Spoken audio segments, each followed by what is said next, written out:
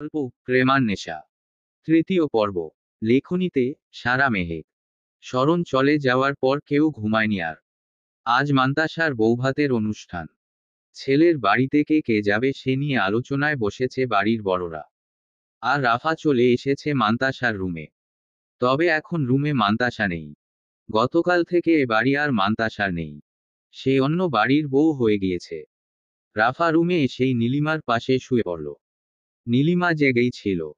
শরণের চলে যাওয়ার ঠিক আগ মুহূর্তে তার ঘুম ভেঙে যায়।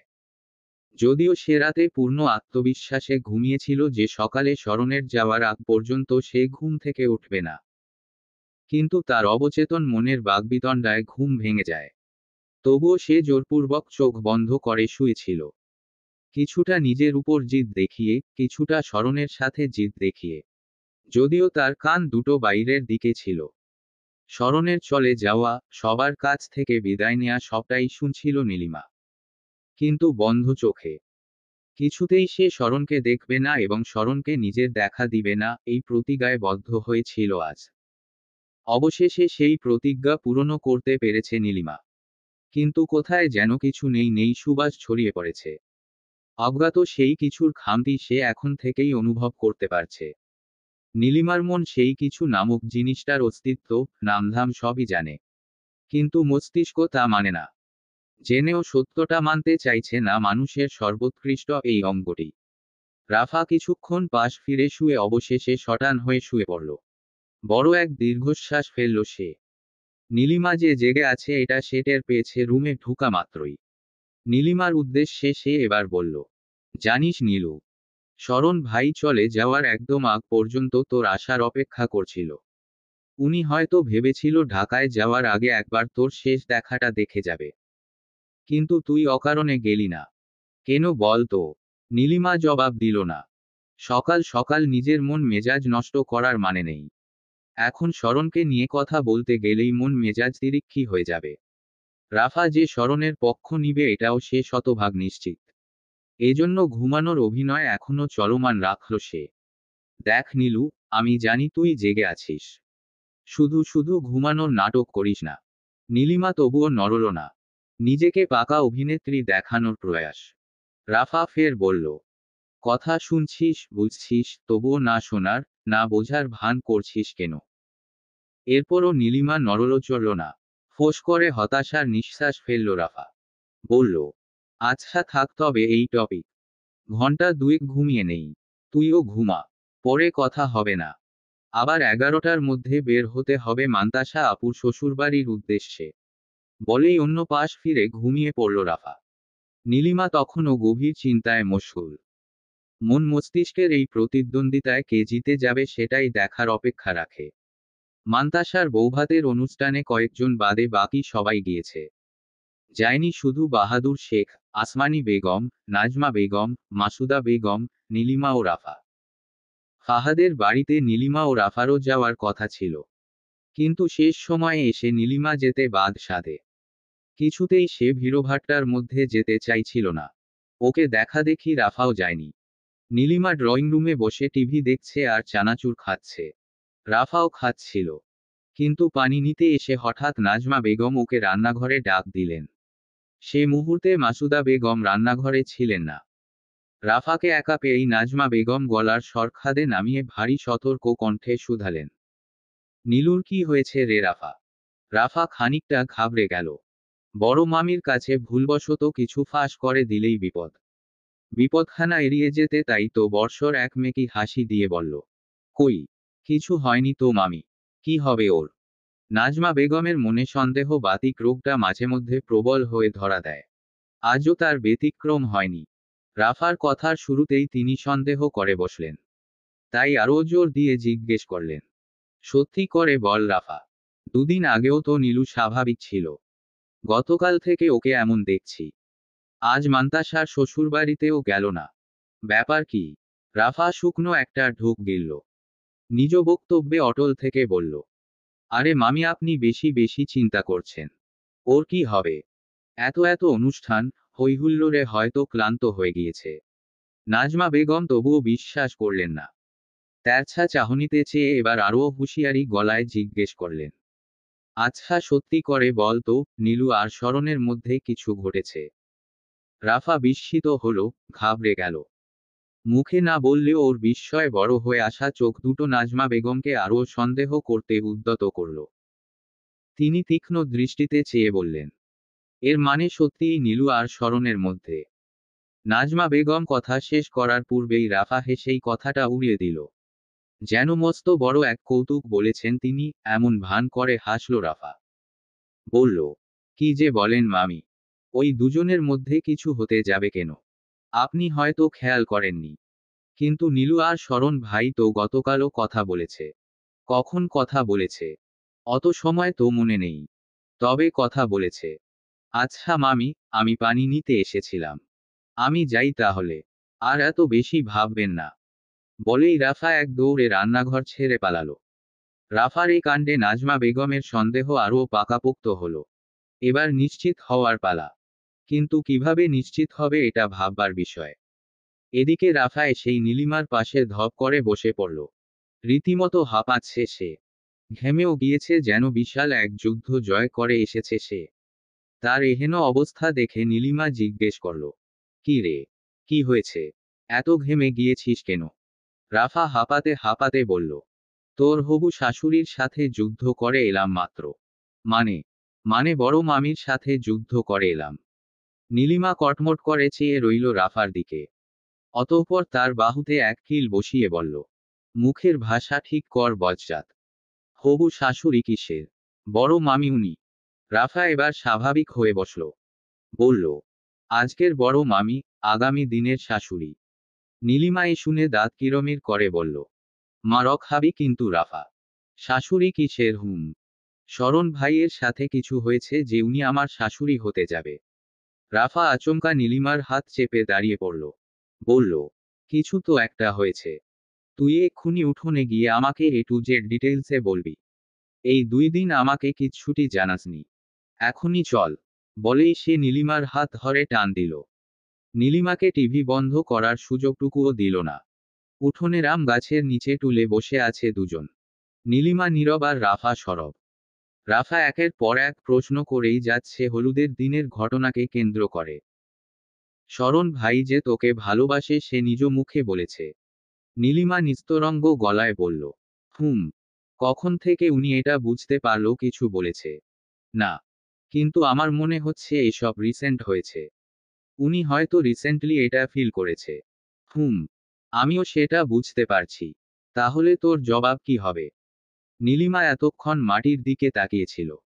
এ প্রশ্ন শুনে চট করে রাফার দিকে চেয়ে বলল, কি জবাব হবে মানে?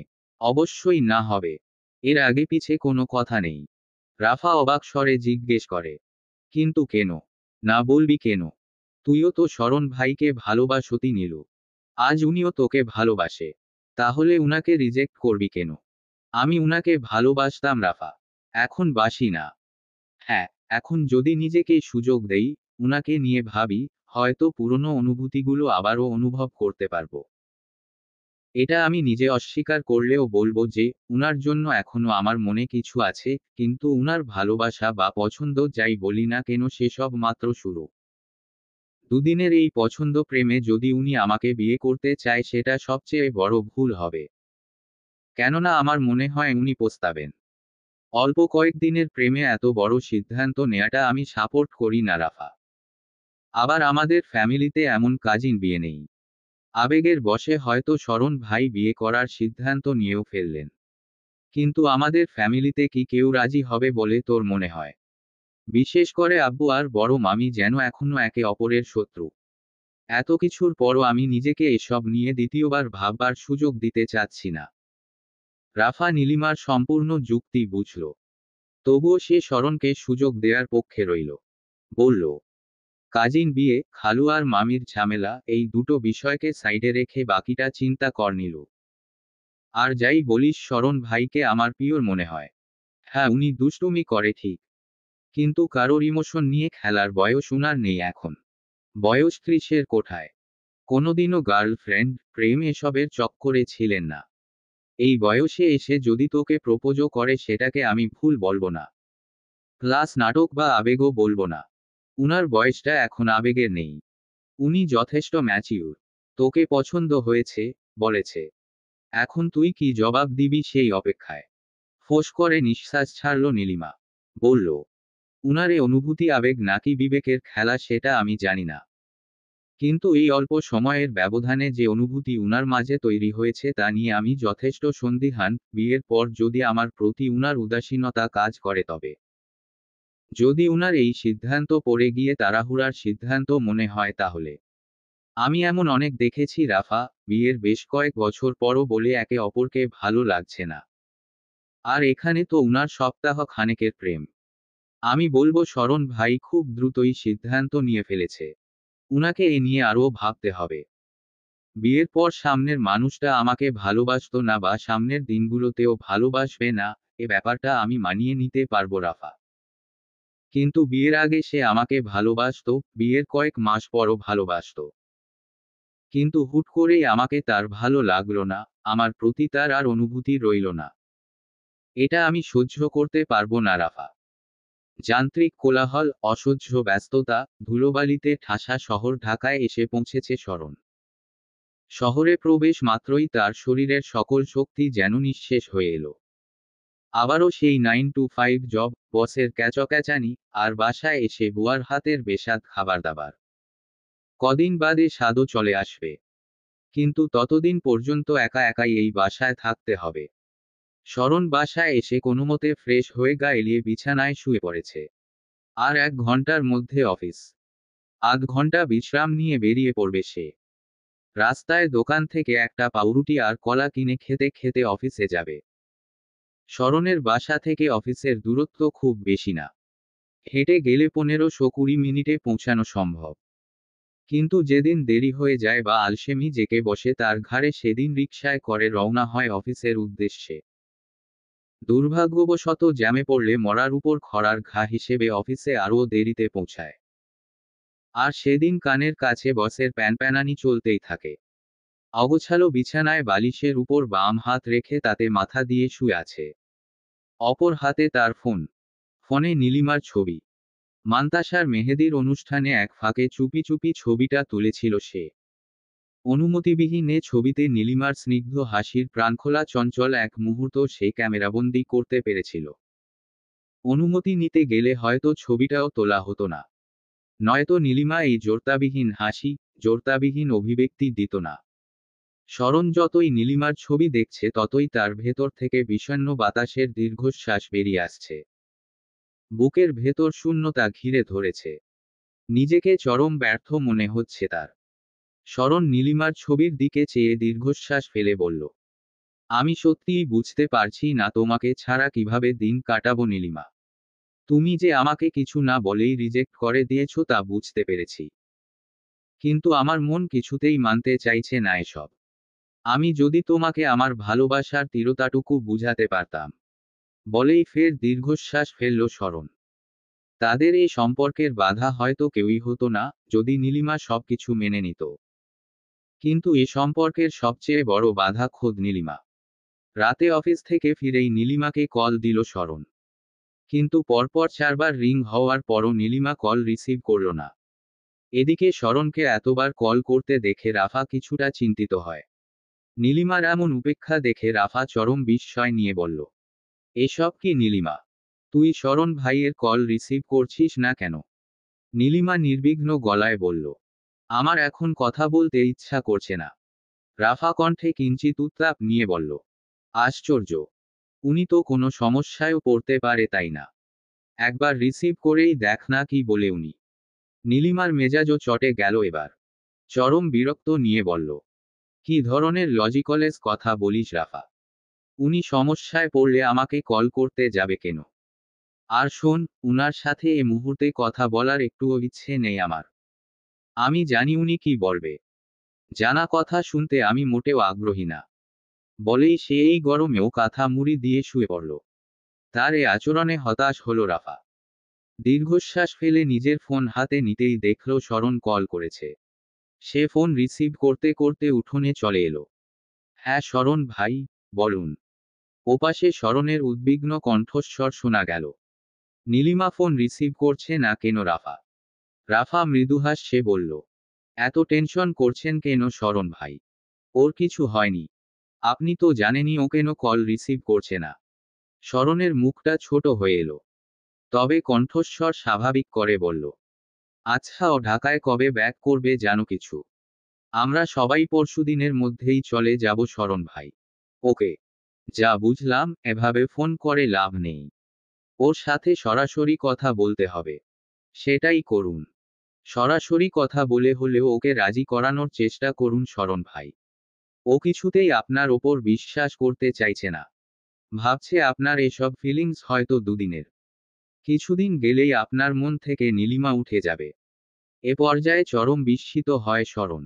অবাক গলায় বলল, এসব কে বলল ওকে? ও এসব ভাবনা নিয়ে ঘুরে।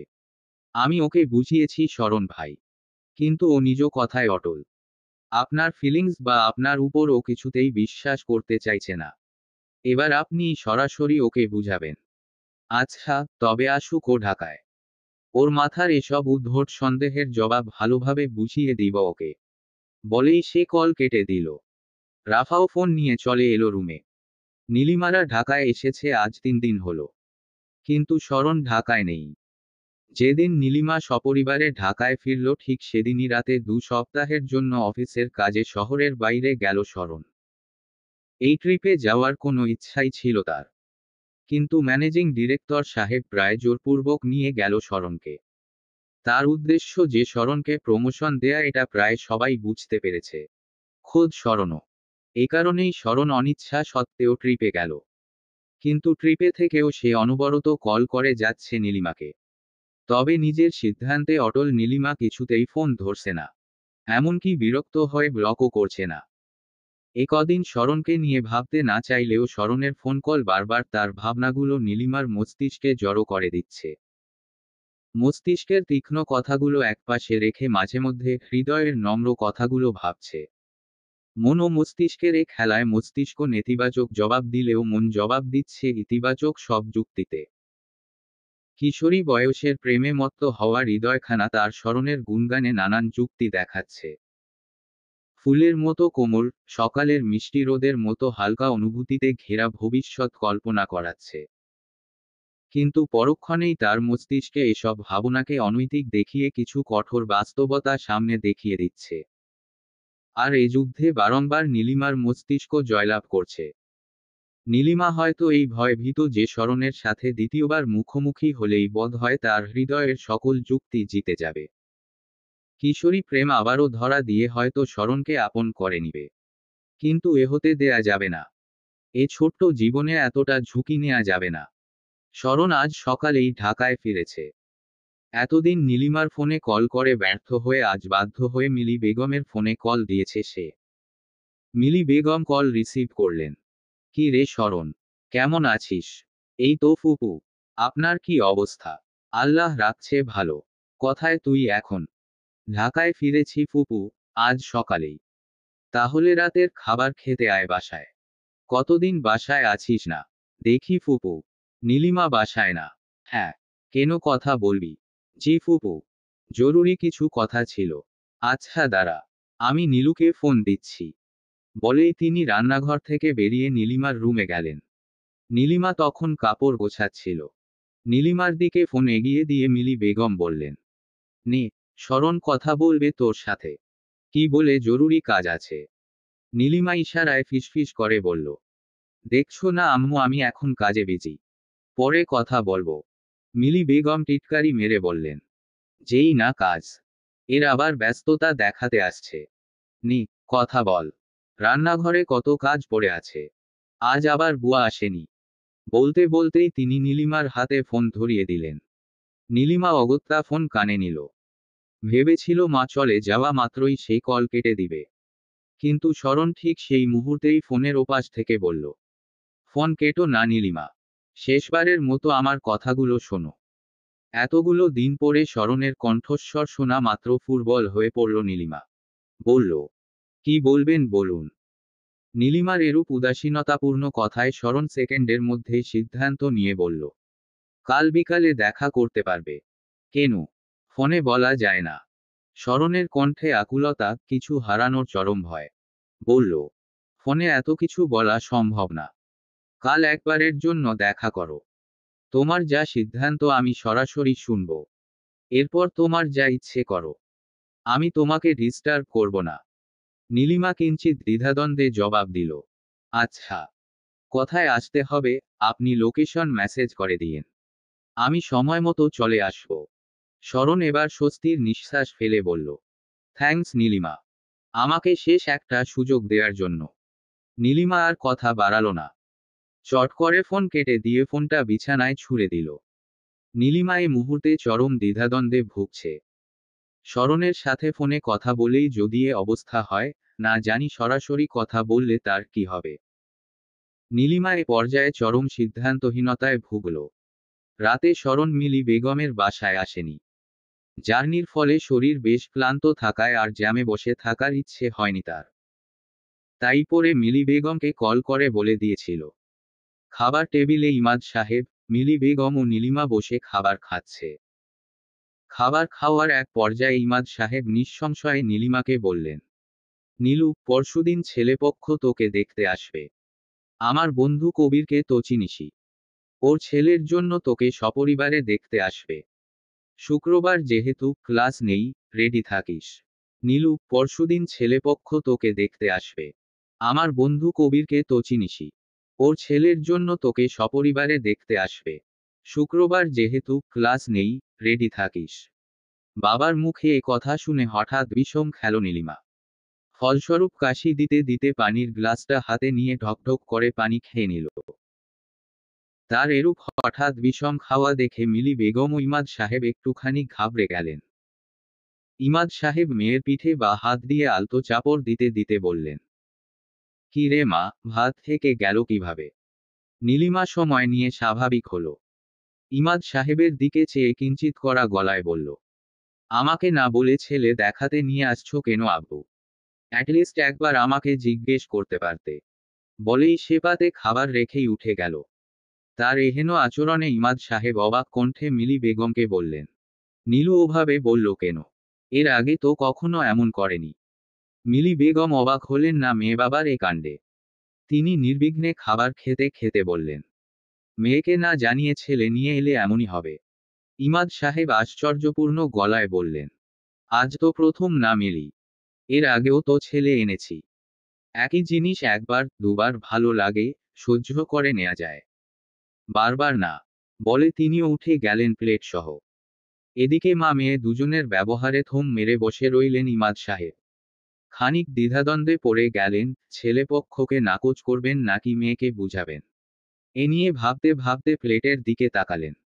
আধ মাখানো ভাতগুলো দেখে এ মুহূর্তে আর খাওয়ার ইচ্ছে হচ্ছে না। তাই ওভাবেই খাবার রেখে বেসিনে হাত ধুয়ে নিলেন।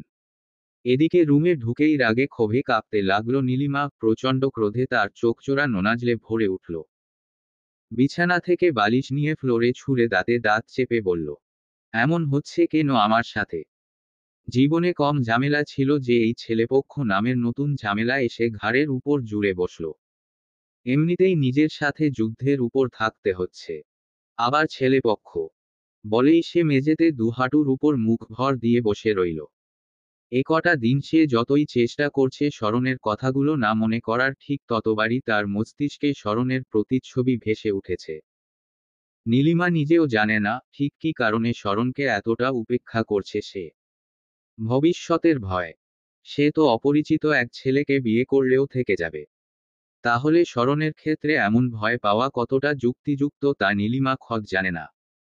উসখুস চুলের ক্লান্ত চেহারার অধিকারী হয়ে স্মরণ অপেক্ষা করছে। নীলিমার অপেক্ষা। এ অপেক্ষা তার ভেতরের ভয়টা ক্রমশ বাড়িয়ে দিচ্ছে। নীলিমাকে হারানোর ভয় তার অন্তর জুড়ে বিস্তার লাভ করেছে। যত সময় গড়িয়ে যাচ্ছে ততই যেন মনে হচ্ছে নীলিমাকে হারিয়ে ফেলছে সে। আজ হঠাৎ এমন অনুভূতি তাকে কেন গ্রাস করেছে সে কারণ জানা নেই। এদিকে অপেক্ষার প্রহর যেন ফুরাবার নাম নিচ্ছে না। প্রায় 1 ঘন্টা পর এ তিক্ত অপেক্ষার প্রহরের অবসান ঘটল। নীলিমা এলো। পরনে তার হালকা হলুদ রঙের সালোয়ার কামিজ ও সাদা হিজাব। চাহনি ফুরবল। মুখখানা ভীষণ শুকনো শুকনো লাগছে। স্মরণ ঘাড় ফিরে নীলিমাকে দেখা মাত্রই বুক ভরে প্রশ্বাস নিল। ঠিক এ জায়গাটায় এসে তার সকল ক্লান্তি, সকল দুশ্চিন্তা, সকল ভয়ের অবসান ঘটল। হৃদয় জুড়ো অদ্ভুত এক শীতলতা নেমে এলো শুধুমাত্র নীলিমাকে দেখে। এদিকে শরণের এহেন অগোছালো রূপ দেখে নীলিমার বুকের ভেতরটা অজান্তেই মোচড় দিয়ে উঠল। সে এগিয়ে গেল হাসি মুখে। তবে কৃত্রিম হাসির আড়ালে নিজের আসলটা লুকিয়ে রাখল। শরণ তাকে এগিয়ে আসতে দেখে নিজেই 2 কদম বাড়াল। কম্পিত হাতে চুলগুলো ঠিক করে বিভ্রান্ত হেসে জিজ্ঞেস করল, কেমন আছো নীলিমা? নীলিমা সেই মেকি হাসি এঁটে রেখেই বলল, আছি ভালোই। আপনি? শরণের হাসিটা যেন মুহূর্তেই উবে গেল। সুদর্শন চেহারায় নেমে এলো একরাশ হতাশা, না পাওয়ার অজস্র দুঃখ। সে কাতর গলায় বলল, কিন্তু আমি ভালো নেই নীলিমা। আমি প্রতিনিয়ত যেন নিঃশেষ হচ্ছি। নীলিমার বুকটা কেঁপে উঠল। শরণের ওই চাহনি, কণ্ঠস্বর সবটাই তাকে ব্যথিত করল। কিন্তু নিজেকে শক্ত রেখে বলল, অন্যের কারণে নিজেকে নিঃশেষ হওয়ার সুযোগ দিবেন না শরণ ভাই। আপনার নিজের জীবন বলতেও কিছু আছে। কিন্তু তোমাকে ভালোবাসার পর থেকে নিজের জীবন বলতে কিছুই নেই নীলিমা। শরণের কণ্ঠস্বর কেঁপে উঠল। সেই পুনরায় বলল, নীলিমা, আমাকে একটা সুযোগ দাও। তোমার যত অভিযোগ আছে আমি তা শুধরে নিব। আমার মধ্যে যত দোষ আছে সব ঠিক করে নিব। শুধু আমাকে একটাবার সুযোগ দাও। নীলিমা নির্বাক। শরণের এই আকুতি তাকে নিশ্চল করে দিচ্ছে। তবুও সে কঠোর হবার বড় ধরনের অভিনয় করল। নির্লিপ্ততা গলায় বলল, আপনি নিজেকে একটু সময় দিন শরণ ভাই। আমাকে নিয়ে এসব অনুভূতি এমনই মিটে যাবে। আপনি? শরণ নীলিমাকে কথাটুকু শেষ করতে দিল না। এর পূর্বেই বলল, তোমার প্রতি এ আসক্তি, এ অনুভূতি কখনো মিটবে না নীলিমা। আমি এখন কিশোর বয়সে নেই যে তোমার প্রতি ভালোবাসাকে দুদিনের মোহ বলে চালিয়ে দিব। নীলিমা কিঞ্চিৎ তাচ্ছিল্যের হাসি দিয়ে বলল, মোহ শব্দটা শুধু কিশোর বয়সের জন্য না। সব বয়সের মানুষই এই মোহমায়া রোগে আক্রান্ত হয়। মোহ কেটে গেলেই তখন সামনের মানুষটা বিষাক্ত মনে হয়, অসহ্য মনে হয়। বিয়ের পর যদি আমাকেও আপনার, সেই মুহূর্তেই আমাকে খুন করে ফেলবে নীলিমা। যেদিন তোমার মনে হবে আমার মন থেকে তুমি উঠে যাচ্ছ সেদিনই আমাকে শেষবারের মতো দেখবে তুমি। হয় তুমি আমাকে মারবে, না হয় আমি নিজেকে মেরে ফেলব। নীলিমার অন্তরাত্মা যেন কেঁপে উঠল। বিস্ময়ের চরম সীমায় পৌঁছে গেল সে। শরণ এসব কি বলছে? মাত্রাতিরিক্ত অনুভূতির বেড়াজালে কি মাথার তার ছিঁড়ে গিয়েছে?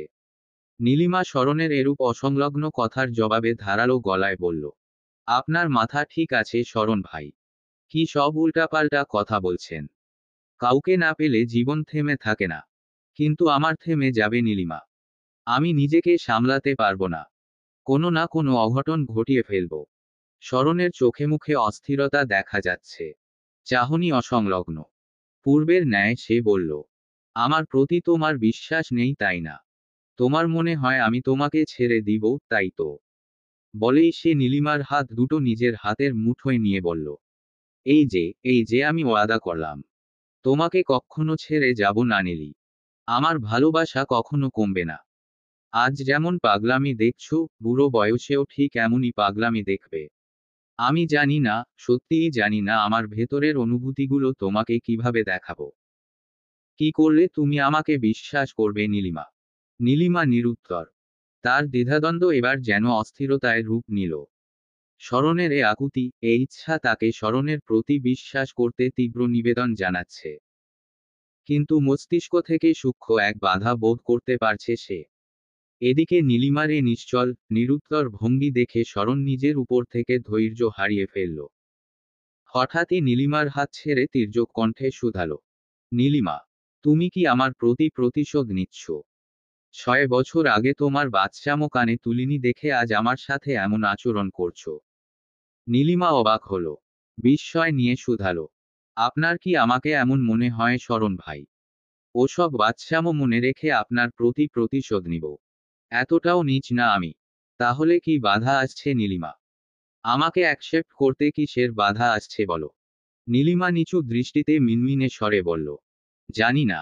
আমি কিছু জানি না শরণ ভাই। বিশ্বাস। আমাকে বিশ্বাস করতে পারছো না। আমার কথায় ভরসা পাচ্ছ না। তোমার মনে হচ্ছে আমি তোমাকে পড়ে ছেড়ে চলে যাব। নীলিমা নিরুত্তর রইলে শরণ নিজেই ধৈর্যহারা হয়ে বলল, এই ভয়টা এক অপরিচিত ছেলেকে বিয়ে করলেও পাওয়ার কথা। এমন কি গ্যারান্টি আছে যে ওই ছেলে তোমাকে ছেড়ে যাবে না? কিন্তু আমি বারবার বলছি, আমি তোমাকে ছেড়ে যাব না। এমন চিন্তাও মাথায় আনব না। তুমি জানো না নীলিমা, প্রতিদিন তোমাকে নিয়ে কতবার ভাবনায় মগ্ন থাকি আমি। তোমাকে না পাওয়ার কথা চিন্তা করলেই আমি অস্থির হয়ে উঠি। অথচ তুমি আমার অস্থিরতা দেখছো না। একটুখানি সময় দাও নীলিমা। তোমাকে, আমাকে একটুখানি সময় দাও। এই শুনে নীলিমা নিজের মস্তিষ্কের সকল নেতিবাচক ভাবনাকে দূরে ঠেলে ফট করে বলে ফেলল, আমাকে একটু সময় দিন শরণ ভাই। এবার আমি আপনাকে জবাব জানাবো। গতবারের মতো লুকিয়ে থাকবো না। জবাব যাই হোক, আমি জানাবো আপনাকে। শরণ যেন কিছুটা স্বস্তি পেল। তবুও কাতর গলায় বলল, ঠিক আছে, সময় নাও তুমি। কিন্তু তোমার এ সময় যেন আমার শেষ সময় না হয়, সে দোয়া করো। একটা কথা মনে রেখো নীলিমা, তুমি আমার জিদ নও। তুমি আমার নব্য ভালোবাসা, যাকে না পেলে আমার মরণ নিশ্চিত। মানব জীবন ভীষণ জটিল। জটিল এ জীবনকে আরও জটিল করে দোদুল্যমানতা, বিভ্রান্ততা। মাঝে মাঝে এমন কিছু পরিস্থিতি আসে, এমন কিছু সময় আসে যে সময়ে সে চরম দোদুল্যমান ব্যক্তি ভুল সিদ্ধান্ত নিয়ে বসে।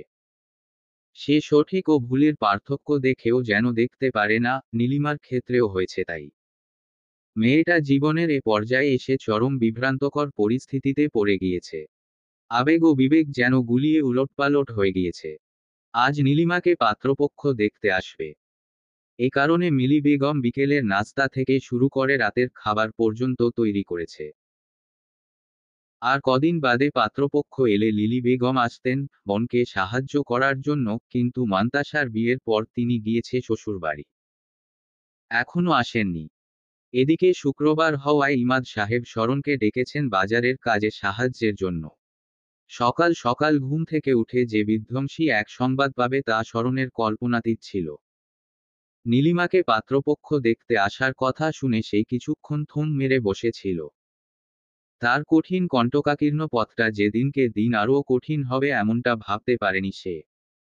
গতকাল নীলিমার সাথে দেখা করার পর তার মনে ক্ষীণ একটু আশা জেগেছিল। তার মন বলছিল, নীলিমা একটু নরম হয়েছে, হয়তো সময় দিলে সে রাজি হবে। কিন্তু পরের দিনই যে উটকো ঝামেলার মতো ছেলেপক্ষ দেখতে আসবে এ আর ভাবেনি। ইমাদ সাহেবের সাথে বাজার করে আসার পর শরণ নীলিমাদের বাসায় উঠল। আজকে রাতের খাবার না খেয়ে তাকে যেতে দিবেন না ইমাদ সাহেব। এদিকে এখানে কাটানো প্রতিটি মুহূর্ত এক রুদ্ধশ্বাস পরিস্থিতি তৈরি করছে তার জন্য। না পারছে পরিস্থিতি সামাল দিতে আর না পারছে পরিস্থিতি থেকে পালিয়ে যেতে। যত সময় গড়াচ্ছে ততই নীলিমাকে পাওয়ার আশা ক্ষীণ থেকে ক্ষীণতর হচ্ছে, ঠিক যেন কালবৈশাখী ঝড়ের তোড়ে নিভু নিভু করা প্রদীপের আলোর মতো। নীলিমা নিজের রুম থেকে বেরুচ্ছে না, কেননা বের হলেই শরণের সম্মুখীন হবে সে। আর এই পরিস্থিতিতে শরণের মুখোমুখি হওয়া সমীচীন নয়। সে গতকাল রাত হতে জীবনের সবচেয়ে গুরুত্বপূর্ণ সিদ্ধান্ত নেয়ার ব্যাপারে ভাবছে। ভাবতে ভাবতে চরম মাথা ব্যথায় কাতর হয়েছে। তবুও এ ভাবনা শেষ হয়নি। নিজের সিদ্ধান্ত ক্ষণে ক্ষণে বদলেছে। কখনো শরণকে আপন করে নেয়ার সিদ্ধান্ত ভুল মনে হয়েছে, কখনো বা মনে হয়েছে সঠিক। যেন নেগেটিভ পজিটিভ দুটোই একে অপরকে নিরপেক্ষ করে দিয়েছে। তবে নীলিমার সিদ্ধান্তহীন হৃদয়খানা এবার ছেলেপক্ষের সম্মুখে যেতে বাধা দিচ্ছে। তবুও তাকে যেতে হবে। বাবার সম্মানের কথা ভেবে হলেও যেতে হবে। মাগরিবের কিছুক্ষণ আগে ছেলেপক্ষ এসে হাজির হলো।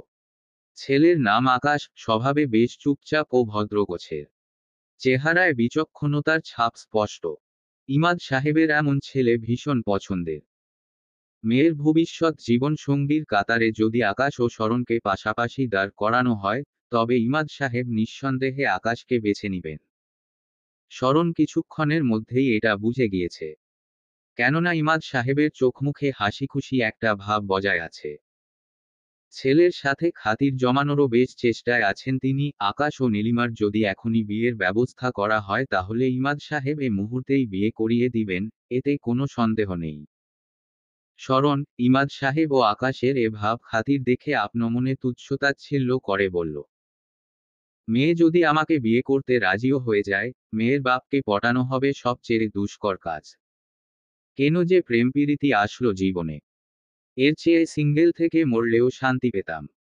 এক জ্ঞানী বোধহয় ঠিকই বলেছেন, পীড়িতের আঠা কাঁঠালের আঠা। এই বলে শরণ দীর্ঘশ্বাস ছাড়ল। বেশ বর্ষর দীর্ঘশ্বাস। কথাবার্তার এক পর্যায়ে ইমাদ সাহেব শরণকে সবার সাথে পরিচয় করিয়ে দিলেন। শরণকে দেখিয়ে বললেন, ওর নাম শরণ, নীলিমার মামাতো ভাই। বর্তমানে একটা বেসরকারি প্রতিষ্ঠানে চাকরি করছে। শরণের প্রত্যুত্তরে সবার সাথে হাসি মুখে কথা বললেও মনে মনে ঠিকই চিবিয়ে চিবিয়ে বলল, মামাতো ভাই না ফুপা, বলুন জামাই। আল্লাহ যেন আমাকে আপনার দুইমাত্র মেয়ের দুইমাত্র জামাই, মানে আপনার মেয়ের একমাত্র বর হওয়ার তৌফিক দান করেন। আমিন। আল্লাহ, আমার দোয়া কবুল করো। সামনের এই ভদ্রলোকের জামাই বানিয়ে দাও আমাকে। শরণের এই মনে মনে করা দোয়ার মাঝে নীলিমা এসে উপস্থিত হল। পরনে তার আকাশী রঙের এক জামদানি শাড়ি। জামদানি হলেও বেশ সাদামাটা ডিজাইনের শাড়িটা। মাথায় ঘোমটা দেয়া, দৃষ্টিজোড়া অবনত, যেন লজ্জায় মরি মরি অবস্থা তার। অথচ শরণের তাকে দেখে মরি মরি অবস্থা। এমন সাধারণ বেশ ও সাজসজ্জায় তাকে দারুণ স্নিগ্ধ দেখাচ্ছে। কিন্তু এসব সাজসজ্জা তো আর শরণের জন্য নয়, বরং আকাশের জন্য। এই ভেবে শরণের মেজাজ খারাপ হলো। আপনমনে আকাশের গুষ্টি উদ্ধার করতে করতে নীলিমার গুষ্টি উদ্ধারে ব্যস্ত হলো। চটে যাওয়ার মেজাজ নিয়ে কোনার সোফায় বসে বিড়বিড় করে বলল, আকাশের জন্য আকাশী রঙের শাড়ি। বাহ বাহ, এই পংটাকে ইমপ্রেস করার এত চেষ্টা। শরণ নামের কোনো রং নেই কেন? এমন নামের রং তৈরি করতে হবে। তারপর নীলিমাকে শরণ রঙের শাড়ি পরাতে হবে। উফ, মেজাজটাই গরম হয়ে যাচ্ছে। একদিকে প্রেয়সীকে অন্যের হতে যাওয়া দেখায় হৃদয় ভাঙার ব্যথা, অন্যদিকে চটে যাওয়া মেজাজ। দুইয়ে মিলে শরণ আছে চরম বিপাকে। না, এসব আর ভালো লাগছে না।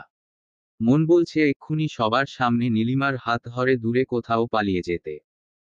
কিন্তু তার নীতিতে যে এমন অসভ্যতামি নেই। থাকলে বহু আগেই কোনো অঘটন ঘটিয়ে ফেলত সে। নীলিমা পাত্রপক্ষের সামনে বসল।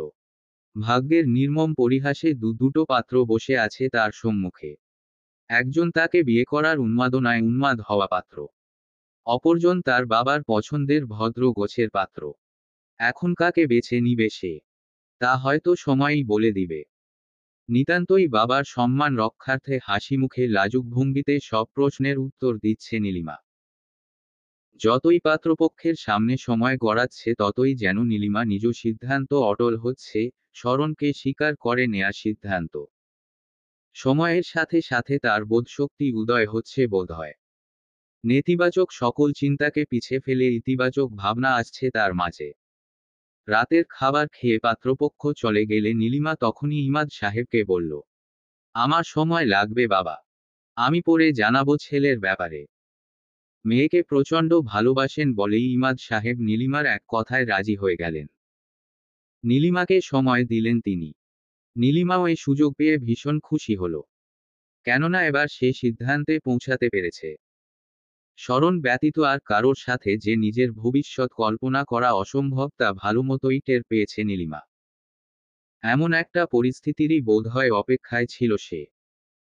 যে পরিস্থিতিতে পড়লে শরণকে স্বীকার বা অস্বীকার করার যথাযথ কারণ ও যুক্তি খুঁজে পাওয়া যাবে। সারা রাত নীলিমার ঘুম হলো না। শরণের চিন্তায় তার মাঝে ভীষণ অস্থিরতা তৈরি হলো। রাত 1টায় অবশ্য শরণকে মেসেজ দিয়ে বলেছিল কাল সকাল 10টায় দেখা করতে। ওদিকে শরণ নিরাশা নিয়ে শুধুমাত্র হুম বলে ফোনটা রেখে দেয়। প্রেমে ব্যর্থ হতে হতে সফলতার দ্বারপ্রান্তে এসেও শরণ বুঝতে পারেনি, কাল সকালেই হয়তো তার প্রেয়সী নিজেকে তার নিকট সঁপে দিবে। সকাল 10টা। আজ অফিসে না গিয়ে পার্কে এসে বসেছে শরণ। আজই বোধহয় নীলিমার শেষ দেখা পাবে সে। এরপর হয়তো সে অন্য কারোর অর্ধাঙ্গিনী হবে। এই আশা নিয়েই হতাশ হয়ে বসেছিল শরণ। এমনই সময় ঠিকঠাক সময়ে এসে উপস্থিত হলো নীলিমা। পরনে তার শুভ্র রঙের সালোয়ার কামিজ। যেন নীলিমাকে আপাদমস্তক স্নিগ্ধতা দিয়ে মুড়ানো হয়েছে। নীলিমাকে হঠাৎ দেখায় কয়েক সেকেন্ড কথাই বলতে পারেনি শরণ। শুধু অবাক চোখে দেখে গিয়েছে তাকে। তার এ অবাক দৃষ্টিজোড়া আরও অবাক হলো নীলিমার প্রশ্নে। বিয়ের পর অন্য মেয়ের দিকে তাকালে খুনও করব আপনাকে। রাজি আছেন তো? হঠাৎ যেন অসম্ভব কিছু শুনে মস্তিষ্ক প্রক্রিয়া করতে পারেনি শরণ। চোখে মুখে চরম বিস্ময় নিয়ে নীলিমার পানে চেয়ে রইল সে। তার এ বিস্ময়াভিভূত চাহনি দেখে মিটিমিটি হাসছে নীলিমা। অতঃপর বেশ কিছুক্ষণ বাদে যখন বিষয়টা পরিষ্কার হলো তখন চরম খুশিতে শরণ চট করে বলে বসল, বিয়ে করবে আমাকে? নীলিমা মুহূর্তেই নাক সিটকে বলল, ইস কি জঘন্য প্রপোজাল! জান মোহাব্বতের শরবত হে আসুন। ইস কি জঘন্য প্রপোজাল! জান মোহাব্বতের শরবত হে আসুন। শরণ হাসল। হেসে উঠল তার চোখজোড়া, যে চোখে এ মুহূর্তে বিরাজ করছে শুধুই মুগ্ধতা। নীলিমাকে নিয়ে মুগ্ধতা। কিছুক্ষণ পূর্বের সময়টুকুও ছিল তার বিষণ্ণতায় ভরপুর। অথচ এখন তার মনে খুশি যেন ধরছে না। শরণ নীলিমার কথার তালে তাল মিলিয়ে মুচকি হেসে জিজ্ঞেস করল, মোহাব্বতের শরবত খেলে কি হবে? নীলিমা ভ্রু কুঁচকে তেরছা গলায় বলল, আপনার কথায় মহাব্বত বাড়বে। শরণ হো হো করে হাসল। নীলিমা তার এ হাসি দেখে গাল ফুলিয়ে ফের বলল, হাসছেন কেন? সত্যি কথা বলছি। এত বোরিং খসখস প্রপোজাল কে দেয় শুনি? সেটাও আবার বিয়ের। প্রেমের প্রপোজালও দিয়েছিলেন এমন শুকনো মুখে, বরিংভাবে। বিয়ের প্রপোজাল এভাবে মানব না। শরণ ঈষৎ ঠোঁট বাঁকিয়ে হাসল। দুহাত বুকে আড়াআড়িভাবে গুজে বলল, তাহলে আয়োজন করে প্রপোজাল নিয়ে আসবো নাকি? তা নয় তো কি? তবে এর আগে মহাব্বতের শরবত খান। তুমি বানিয়ে খাওয়াও। নীলিমা ভেংচি কেটে বলল, মহাব্বতও করব আমি, আবার মহাব্বতের শরবতও আমি খাওয়াবো। হুহো শখ কত! পুরান ঢাকায় যান। শরণ পকেট দেখিয়ে বলল, পকেট দুটো খালি। অত দূর যাবার টাকা নেই। আমি বরং বিয়ে অবধি অপেক্ষা করি তোমার হাতের মহাব্বতের শরবত খাওয়ার জন্য। বিয়ে অবধি কেন? বিয়ের আগেই খাবেন। এমন প্রপোজালে আমার বাড়িতে বরযাত্রী আনতে পারবেন না বলে দিলাম। আচ্ছা হবু বেগম, আপনার জন্য স্পেশাল প্রপোজাল থাকবে। তবে সেটা সারপ্রাইজ থাকবে। এতক্ষণ বেশ তেজি অভিমানী স্বরে কথা বললেও শরণের মুখে হবু বেগম সম্বোধন শুনে লজ্জায় লাল হয়ে গেল সে। চুলের আড়ালে কান দুটো গরম হয়ে আসছে লজ্জায়। শরণ তার রক্তিমাভাব গাল দুটো দেখে আরও লজ্জা দিতে বলল, এটুকু শুনেই কুপোকাত তুমি? আরও কত শত প্রেমময় কথা বলা বাকি আমার। নীলিমা লজ্জায় পালিয়ে যেতে পারল না। তাই তো বহু কষ্টে নিজেকে সামাল দিয়ে বলল, অনেক বলেছেন। আপনার অফিস নেই? শরণ একটুখানি নড়েচড়ে বসল। বলল, উহু, আজকে ছুটি নিয়েছি। বিরহের সাগরে ডুব দেওয়ার জন্য ছুটি নিয়েছিলাম। কিন্তু কে জানতো আজ সুখের সাগরে ডুব দিব আমি। নীলিমা মৃদু হাসল। তার হাসিতে হঠাৎ করেই শরণ যেন রহস্যের ঘ্রাণ পেল। নীলিমার দিকে ঘুরে একদম সামনাসামনি বসল। অতঃপর ভ্রু তুলে কিঞ্চিৎ সন্দেহের সুরে শুধাল, এই নীলিমা, সত্যি করে বলো তো, আমার উপর প্রতিশোধ নিতে আসনি তো? নীলিমা অবাক হল। ভ্রু কুঁচকে জিজ্ঞেস করল, প্রতিশোধ? কিসের প্রতিশোধ? এই যে তুমি আমার সাথে প্রেমের অভিনয় করব। আমি তোমার প্রেমে আবারও হাবুডুবু খাব। আর তুমি টুপ করে লুকিয়ে আকাশকে বিয়ে করে আমাকে সারা জীবনের জন্য ছ্যাঁকা দিয়ে যাবে। নীলিমার মুখশ্রীতে একই সাথে ক্রোধ ও বিস্ময়ের প্রতিক্রিয়ার দেখা মিলল। কিন্তু শরণের এমন অদ্ভুত চিন্তাভাবনায় সে হেসে ফেলল। বলল, যত সব আজগুবি চিন্তা ভাবনা আপনার। ছ্যাঁকা দেওয়ার জন্য আপনার সাথে প্রেমের অভিনয়ের কোনো দরকার নেই। আপনি এমনি আধ ছ্যাঁকা খেয়ে বসে আছেন। আরেকটু দেরি করলে আপনার ছ্যাঁকা খেয়ে বারবিকিউ হওয়া বাকি ছিল। বলেই দুজনে সমস্বরে হেসে উঠল। কিছুক্ষণ বাদে হাসি থামিয়ে শরণ জিজ্ঞেস করল, এতদিন আমাকে ঘুরিয়ে ঘুরিয়ে আজ হঠাৎ করেই সিদ্ধান্ত বদলে গেল কিভাবে? নীলিমা প্রশ্ন শুনে লম্বা নিঃশ্বাস ছাড়ল। অতঃপর বলল, আমার সিদ্ধান্ত গতকালই বদলে গিয়েছিল, যখন ছেলেপক্ষ আমাকে দেখতে এসেছিল। বিশ্বাস করুন শরণ ভাই, আমি ওই মুহূর্তে এত বেশি নার্ভাস ছিলাম, কিছু হারানোর এত ভয় কাজ করছিল, আপনাকে আসলে আমার পরিস্থিতিটা বুঝিয়ে বলতে পারছি না। কিন্তু আমার সামনে আপনি ও আকাশ দুজনই বসেছিলেন। সে মুহূর্তে মনে হচ্ছিল, আমি যদি বিয়ের পর সবচেয়ে বেশি সুখী হই, সবচেয়ে বেশি ভাগ্যবতী হই, তবে তা আপনাকে বিয়ে করেই হব। ওই সময়ে আপনার কাছেই নিজেকে সেফ মনে হচ্ছিল, মনের মধ্যে থেকে আওয়াজ আসছিল, আপনার সাথে জীবন কাটালে কখনো ঠকবো না। এই বলে সে দীর্ঘশ্বাস ফেলল। ফের বলতে আরম্ভ করল, আমি না ভীষণ কনফিউজিং একটা মেয়ে। তীব্র দোদুল্যমনতায় আমার সিদ্ধান্ত নিতে হয়। ক্লাস 10-এ সায়েন্স না কমার্স নিব সেটা ভাবতেই আমার 3 দিন লেগেছিল। আর জীবনের এত বড় সিদ্ধান্ত আমি যে সহজে নিতে পারবো, এটা আসলে অভাবনীয়। এতদিন আমি প্রচুর দ্বিধাদ্বন্দ্বে ছিলাম। আপনাকে বিশ্বাস করব কিনা, আপনার কাছে নিজেকে সঁপে দিয়ে সুরক্ষিত বোধ করব কিনা। কিন্তু গতকাল আকাশের সামনে গিয়ে আমার সব দ্বিধাদ্বন্দ্ব দূর হয়ে যায়। হয়তো আমি এমনই কোনো সুযোগের খোঁজে ছিলাম যেটায় আমি শক্ত মনে নিজের সিদ্ধান্ত নিতে পারবো। কিন্তু সে সুযোগটা যে ছেলে দেখার মাধ্যমে হবে তা না। আমি যদি ছেলে হতাম, তবে গতকাল ওই জায়গায় আব্বুকে বিয়ে দেওয়ার জন্য রাজি করাতাম। কিন্তু যেহেতু আমি মেয়ে, অতিরিক্ত এক্সাইটমেন্টে এমন করতে ইচ্ছে হলেও চুপচাপ হয়ে ভদ্র মেয়ে সেজে বসেছিলাম। কিন্তু আপনি তো পারতেন তখনই আব্বুকে আমার আর আপনার বিয়ের প্রস্তাব দিতে। শরণ মৃদু হাসল। বলল, তোমার সম্মতি ছিল না যে। তোমার সম্মতি ছাড়া আমি কিভাবে ফুপাকে বিয়ে প্রস্তাব দিতে পারি বলো? তো এক্ষুনি চলুন। আব্বুকে বলুন আমার আর আপনার কথা। এখন না নীলিমা।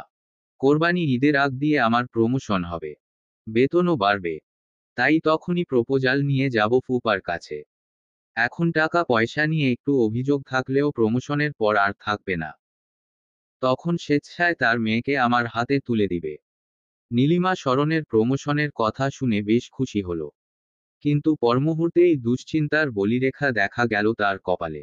বলল, তাহলে বিয়ের প্রপোজাল দিতে দিতে ঈদ চলে আসবে। আমি আকাশের কথা কিভাবে বলবো? কিভাবে বলবে মানে? সরাসরি না করে দিবে। বলবে তোমার ওই হ্যাবলাকান্তকে পছন্দ না। ব্যাস কাজ শেষ। নীলিমা হেসে উঠল। শরণের চোখে চোখ রেখে শুধালো, তাহলে এই 1.5-2 মাস কি করব শুনি? শরণ ভ্রু নাচিয়ে বলল, কেন প্রেম করব? বলেই সে পিছনে হাত ঠেকিয়ে গা সামান্য এলিয়ে মাথার উপর আকাশের দিকে তাকালো। সুদীর্ঘ নিঃশ্বাস ছেড়ে বলল, যে ছেলেটা এত বছরেও প্রেম করেনি, সে তার হবু বেগমের সাথে এই 1.5 মাস চুটিয়ে প্রেম করবে। তার প্রথম প্রেমকে স্মরণীয় করে রাখবে। যে মেয়েটা তার ছোটবেলার ক্রাশের সাথে প্রেম করতে পারেনি, সে এখন প্রেম করবে। নিজের প্রেমিককে নিয়ে দেখা সব স্বপ্ন পূরণ করবে। ব্যাপারটা মজার না? বলেই সে নীলিমার দিকে তাকালো। নীলিমার চাহনিতে একরাশ স্বস্তি, আরাম।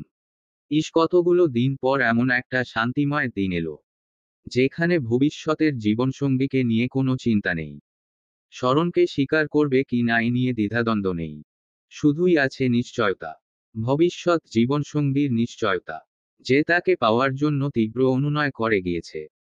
নীলিমার মন থেকে তীব্র এক আওয়াজ আসছে, শরণ কখনো তাকে ঠকাবে না। শরণ আজীবন তাকে ভালোবেসে যাবে, আজীবন। সন্ধ্যার দিকে বাসায় ফিরল নীলিমা। এর আগে সন্ধে পর্যন্ত বাসার বাইরে থাকেনি সে। সর্বোচ্চ বিকেল অবধি দেখেছে। ইমাদ সাহেব কোনো অভিভাবক ছাড়া মেয়েকে এতক্ষণ বাহিরে থাকার অনুমতি দেন না। হাজার বন্ধু বান্ধবী হলেও না। এদিকে নীলিমা আজ বান্ধবীর কথা বলেই বাসা থেকে বেরিয়েছিল। ভেবেছিল বিকেলের মধ্যেই চলে আসবে, কিন্তু আজ সারাদিন শরণের সাথে সময় কাটিয়েছে সে। হঠাৎ ঢাকা বিশ্ববিদ্যালয় এলাকায় ঘুরবার ইচ্ছে পোষণ করেছিল সে। শরণও এ নিয়ে কিছু বলেনি। উল্টো ঘুরতে নিয়ে গিয়েছে তাকে। ফেরার পথে পড়েছিল লম্বা জ্যামে। ওখান থেকে আসতেই যত দেরি হয়েছে তাই। নীলিমা নিশ্চিন্তে বাসায় প্রবেশ করল। কিন্তু প্রবেশ মাত্রই ইমাদ সাহেবকে দেখে তার গলার পানি শুকিয়ে এলো। ইমাদ সাহেব সাধারণত এ সময়ে বাসায় থাকেন না। কিন্তু আজ দুর্ভাগ্যবশত তিনি বাসায় আছেন। মেয়েকে দেখে ইমাদ সাহেব শীতল কণ্ঠে জিজ্ঞেস করলেন, কি ব্যাপার নীলু? কোথায় ছিলি এতক্ষণ? নীলিমা শুকনো ঢোক গিলে বলল, বান্ধবীর সাথে ঘুরছিলাম আব্বু। ইমাদ সাহেব চোখ কুঁচকে হাত ঘড়ির দিকে চাইলেন। হাত উঁচু করে নীলিমার সামনে ধরে জিজ্ঞেস করলেন, কয়টা বাজে এখন? নীলিমা আমতা আমতা করে বলল, 7:30। এই সময়ে কোনো ভদ্র ঘরের মেয়ে বাইরে থাকে? বল। নীলিমা ভীত চাহনিতে এপাশ ওপাশ মাথা নাড়াল। বলল, রাস্তায় অনেক জ্যাম ছিল আব্বু। তাই বলে 7টা বাজবে। কোন বান্ধবীর সাথে গিয়েছিলি? দেখি ফোন লাগা ওকে। নীলিমার হাত পা যেন মুহূর্তেই বরফ শীতল হয়ে এলো। এভাবে ফেঁসে যাবে কল্পনাও করেনি সে। এদিকে কোনো বান্ধবীকে আগ থেকেই বলে রাখবে যে বাসা থেকে ফোন করলে সামলে নিতে, সেটাও করেনি। নীলিমা পড়ল মহাবিপদে। বাবাকে এ নিয়ে কিছু বলা যাবে না। যতই বলবে ততই বাবা সন্দেহ করবে। এজন্য আল্লাহর নাম নিতে নিতে ব্যাগ থেকে ফোন বের করল। ফোন অন করে লিসার নাম্বার খোঁজার বাহানা করল। সময় লাগালো এতে। নীলিমার মনে হলো একমাত্র লিসাই পারে তাকে এই পরিস্থিতি থেকে বের করতে। নীলিমাকে এতক্ষণ ধরে ফোন ঘাঁটতে দেখে ইমাদ সাহেব পূর্বের ন্যায় বললেন, কি ব্যাপার? যে বান্ধবীর সাথে বাইরে বেরিয়েছিলি তার নাম্বার কল লিস্টে নেই। নীলিমা আবারও ঢোক গিলে বলল, না মানে মেসেঞ্জারে কথোত বলেছিলাম। ফোনে টাকা নেই তো। এই যে ফোন দিয়েছি, নাও আব্বু। বলে সে ইমাদ সাহেবের কাছে ফোন দিলেন। কয়েকবার রিং হওয়ার পর ফোন ধরল লিসা। হ্যাঁ বল নীলু। ইমাদ সাহেব বললেন। নীলু না, নীলুর বাবা বলছি। তটস্থ হলো লিসা। হাসি মুখে বলল, জি আঙ্কেল। আসসালামু আলাইকুম। ভালো আছেন? ওয়ালাইকুমুস সালাম। হ্যাঁ ভালো আছি। তুমি নীলুর বান্ধবী? জি আঙ্কেল। নীলু আজ তোমার সাথেই বাইরে বেরিয়েছিল না? এ প্রশ্ন শুনতাই নীলিমার হাত পা ধীরে ধীরে কাঁপতে আরম্ভ করল। গলা শুকিয়ে এলো তার। ওপাশে লিসা যে কি বলবে এই চিন্তা তাকে আধমরা করে দিল। আজ বোধহয় ফেঁসেই যাবে সে। প্রেম শুরু করার আগেই প্রেমের অন্ত দেখতে পারছে নীলিমা। এদিকে লিসা ইমাদ সাহেবের প্রশ্নে একটু অবাকই হলো বটে। সে তো নীলিমার সাথে ঘুরতে যায়নি। তাহলে কার কথা বলছে নীলিমার বাবা? নাকি নীলিমা ওদিকে কোনো ঝামেলা বাঁধিয়েছে বলে তাকে কল করেছে? একটু ভেবেচিন্তে লিসা জবাব দিল, জি আঙ্কেল। আমার সাথেই বেরিয়েছিল ও। তাহলে এত দেরি হলো কেন? জানো না ঢাকায় এত রাত পর্যন্ত দুটো মেয়ের একা বাইরে থাকা সুবিধার না। ইমাদ সাহেবের এরূপ কথায় নীলিমা চিন্তামুক্ত হল। স্বস্তির নিঃশ্বাস ফেলল সে। বুকের ধুকপুক শব্দটা ক্রমেই কমে আসতে লাগলো। ওদিকে লিসা বলল, জি আঙ্কেল। আসলে জ্যামে পড়ে গিয়েছিলাম। আবার আমারও মার্কেটে কিছু কেনাকাটা ছিল। এজন্যই দেরি হয়েছে। আচ্ছা ঠিক আছে। পরের বার থেকে বিকেলের মধ্যেই বাসায় ফিরে আসার চেষ্টা করবে কিন্তু। জি আঙ্কেল। অবশ্যই। আপনি চিন্তা করবেন না। আচ্ছা নীলিমার সাথে কথা বলো। বলেই তিনি ফোন এগিয়ে দিলেন নীলিমার দিকে। নীলিমা দ্রুত ফোন নিয়ে নিজের রুমে গেল। গিয়েই দরজা আটকে লিসাকে বলল, থ্যাঙ্কস দোস্ত। থ্যাঙ্কস আ লট। আজ তুই মিথ্যা না বললে আমার গর্দান যেত। লিসা একটু ভাব নিয়ে বলল, হয়েছে হয়েছে থাক। এবার বল কি অকাম করে এসেছিস যার জন্য আমাকে মিথ্যা বলতে হলো? বলবো বলবো। সব বলবো। আমাকে একটু সময় দে। 12টার পরে ফ্রি আছিস না? হ্যাঁ আছি। আচ্ছা তখন বলবো সব। একদম ডিটেইলসে। ঠিক আছে। অপেক্ষায় থাকলাম। বলেই কল কেটে দিল নীলিমা। অতঃপর ফোন রেখে বড় বড় নিঃশ্বাস ছেড়ে এক গ্লাস পানি খেয়ে নিল। রুমে এসে ড্রেস বদলিয়ে ফ্রেশ হয়ে নিল। অতঃপর ফোন দিল শরণকে। শরণও বাসায় ফিরেছে কিছুক্ষণ আগে। এসেই সে ফ্রেশ হয়ে শুয়েছিল। আজ সারাদিন ঘোরাঘুরি করে তার পায়ের অবস্থা শোচনীয়। নীলিমা কল করাই সে ফোন রিসিভ করে বলল, বাসায় পৌঁছে গিয়েছো তো? হ্যাঁ শরণ ভাই। বাসায় পৌঁছে আরও কত কাহিনীও ঘটিয়ে এসেছি। মানে? মানে আব্বু আজকে বাসায় ছিল। একদম হাতে নাতে ধরে ফেলেছিল আমাকে। উদ্বিগ্ন হলো শরণ। উৎকণ্ঠা নিয়ে শুধালো, তারপর কি হলো? কি আর হবে? এক ফ্রেন্ডকে দিয়ে মিথ্যে বলিয়ে কাজ সেরেছি। স্বস্তির নিঃশ্বাস ফেলল শরণ। বলল, যাক। এ যাত্রায় তাহলে বেঁচে গেলে। হুম। মনে মনে ভাবছিলাম প্রেম শুরু হওয়ার আগেই বোধহয় শেষ হয়ে গেল। হাসল শরণ, বলল, তোমার বাবা যে ডেঞ্জারাস। এমন হলেও হতে পারতো আজকে। নীলিমা ঠোঁট ফুলালো। মৃদু শাসানি দিয়ে বলল, সাবধানে কথা বলুন শরণ ভাই। সে কিন্তু আমার বাবা। সশব্দে হাসল শরণ। বলল, ট্রিগার্ড হলে নাকি? হব না তো কি? আপনি আমার আব্বুকে ডেঞ্জারাস বলবেন কেন? ডেঞ্জারাস না বলে উপায় আছে। আমাদের প্রেমের প্রথম দিনই উনি গোয়েন্দাগিরি শুরু করে দিয়েছেন। না জানি সামনে কি হবে। শরণের প্রথম কথায় সমর্থন না দিলেও শেষোক্ত কথায় ঠিক সমর্থিত হল নীলিমা। আসলেই ইমাদ সাহেব আজ বর্ষর রকমের গোয়েন্দা মিশনে নেমেছিলেন যেন। নীলিমা এবার উদ্বিগ্নতা নিয়ে বলল, আমিও তাই ভাবছি। আপনি যে বললেন কোরবানি ঈদে বিয়ের কথা বলবেন, কিন্তু এর আগেই তো আমাদের দফারফা হয়ে যাবে। উহু, তা হতে দিব কেন? এত কষ্টে তোমাকে পেয়েছি। ফুপা দফারফা করলেও আমি করতে দিব না। ও হ্যাঁ, ভালো কথা। আকাশের সাথে বিয়ের ব্যাপারে কোনো কথা হয়েছে? না, এখনো হয়নি। আব্বু জিজ্ঞেস করলে তারপর বলবো। এর আগেই যদি ফুপা কিছু করে বসে। আরে না না, করবে না। আব্বুকে তো বলেই রেখেছি। নীলিমার ফোন থাকতে থাকতেই শরণ দেখল তার মা কল দিয়েছে। সে নীলিমাকে বলে ফোন রেখে নাজমা বেগমের কল রিসিভ করল। শুরুতেই ছেলের হালচাল জিজ্ঞেস করলেন নাজমা বেগম। আজ কি খাওয়া দাওয়া করেছে এ নিয়েই বেশ কিছুক্ষণ কথা হলো। অতঃপর নাজমা বেগম খানিক দ্বিধাদ্বন্দ্বে বললেন, শোন শরণ, তোর জন্য একটা মেয়ে দেখেছি। এই কথা শোনা মাত্রই শরণের চেহারার রং যেন উড়ে গেল। অবাক স্বরে মাকে বলল, মেয়ে? মেয়ে দেখেছ কেন? আমি কি মেয়ে দেখার কথা বলেছি? ওমা, মেয়ে দেখব না তো কি করব? বিয়ে করবি না তুই? বিয়ের বয়স তো পেরিয়ে যাচ্ছে। পেরিয়ে গেলে যাক। আমি কি একবারও বলেছি এখন বিয়ে করব আমি? আমার প্রমোশন হওয়া বাকি এখনো। তো এখন বললে এখনই বিয়ে হয়ে যায় নাকি? মেয়ে খুব সুন্দর, দেখে রাখো। আংটি পরিয়ে রাখি। তারপর প্রমোশনের পর বিয়ে দিব। শরণ প্রচণ্ড বিরক্ত হয়ে বলল, তুমি এত কিছু করতে গেলে কেন? আমি কাউকে এখন বিয়ে করব না। নাজমা বেগমও বেঁকে বসলেন। জিজ্ঞেস করলেন, কেন বিয়ে করবি না? মেয়ে দেখতে সুন্দর, বংশ ভালো। আরে মা রাখো তো এসব। ছেলের ব্যবহারে নাজমা বেগম এবার সন্নিগ্ধ কণ্ঠে জিজ্ঞেস করলেন, তোর কি কোনো পছন্দছন্দ আছে নাকি রে শরণ, যার জন্য আমাকে মানা করছিস তুই? শরণ আরও বিরক্ত হলো। কিছু না বলেই খট করে ফোন কেটে দিল। চাপা ক্রোধ ও বিরক্তি নিয়ে বিড়বিড় করে বলল, এতদিন নীলিমার বিয়ে ঠেকাতে ব্যস্ত ছিলাম, আজ আমার বিয়ে ঠেকাতে ব্যস্ত হব? উফ, এই জালিম দুনিয়া আমার আর নীলিমার প্রেম টিকতে দিবে না বুঝতে পারছি।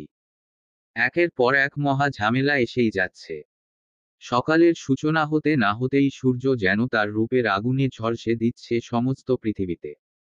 আজ তাপমাত্রা বেশি। গরম গরম বাতাসের সাথে বোধহয় অনেকের সকালটা শুরু হলো। শরণের সকালও শুরু হলো ঘামে জর্জরিত হয়ে। প্রচণ্ড গরমে ঘেমেনে একাকার হয়ে উঠল সে। চোখ খুলে দেখল মাথার উপরে ফ্যান চলছে না। সকাল সকাল বিদ্যুৎ যাওয়া দেখে রাগে মুখ দিয়ে গালি বের করল সে। শালা রসু বাচ্চা, মানুষজনকে শান্তিতে ঘুমাতেও দিস না। ঘরে বউ বাচ্চা নেই, এত সকালে কারেন্ট নিস কিভাবে? বলতে বলতে উঠে পড়ল শরণ। রাতে একটা স্যান্ডু গেঞ্জি পরে ঘুমিয়েছিল। ঘামে ভিজে থাকায় গেঞ্জিটা খুলে বালতির ভেতর ছুঁড়ে ফেলে সে। আজ খালাকে বলে এতদিনের কাপড়গুলো কাচাতে হবে। কিন্তু অতি শীঘ্রই এই খালাকে বদলাতে হবে। দিনকে দিন তার হাতের রান্না বিচ্ছিরি থেকেও বিচ্ছিরি হচ্ছে। উপরন্তু তার ভাবখানা এমন যে তিনিই এ বাসার মালিক। এসবই সিঙ্গেল জীবনের জ্বালা যন্ত্রণা। বিরক্তিতে তিতকুটে অনুভূতির স্বাদ নিয়ে সে ব্যালকনিতে গিয়ে দাঁড়ালো। বাহিরে মৃদুষ্ণ হাওয়া বইছে। ব্যালকনিতে সকালের কড়া রোদ এসে আছড়ে পড়েছে। তবুও রুমের তুলনায় ব্যালকনিতে গরম কম। শরণ চোখমুখ কুঁচকে আধো আধো চোখে সূর্যের দিকে তাকানোর চেষ্টা করল। না, তাকানো যাচ্ছে না। সূর্যের তেজিরূপ দেখে শরণ নিজের মধ্যেই আওড়ালো। আজ রক্ত পানি সব শুষে নেবে বোধহয়। এই বলতে বলতে সে রুমে গিয়ে ফোন এনে ব্যালকনিতে দাঁড়ালো। কেবল বাজে সকাল 7টা, নীলিমা উঠেছে কি না কে জানে। এসব ভেবে তবুও শরণ ফোন দিল নীলিমাকে। একবার, দুবার, তিনবারের বার ফোন রিসিভ করল নীলিমা।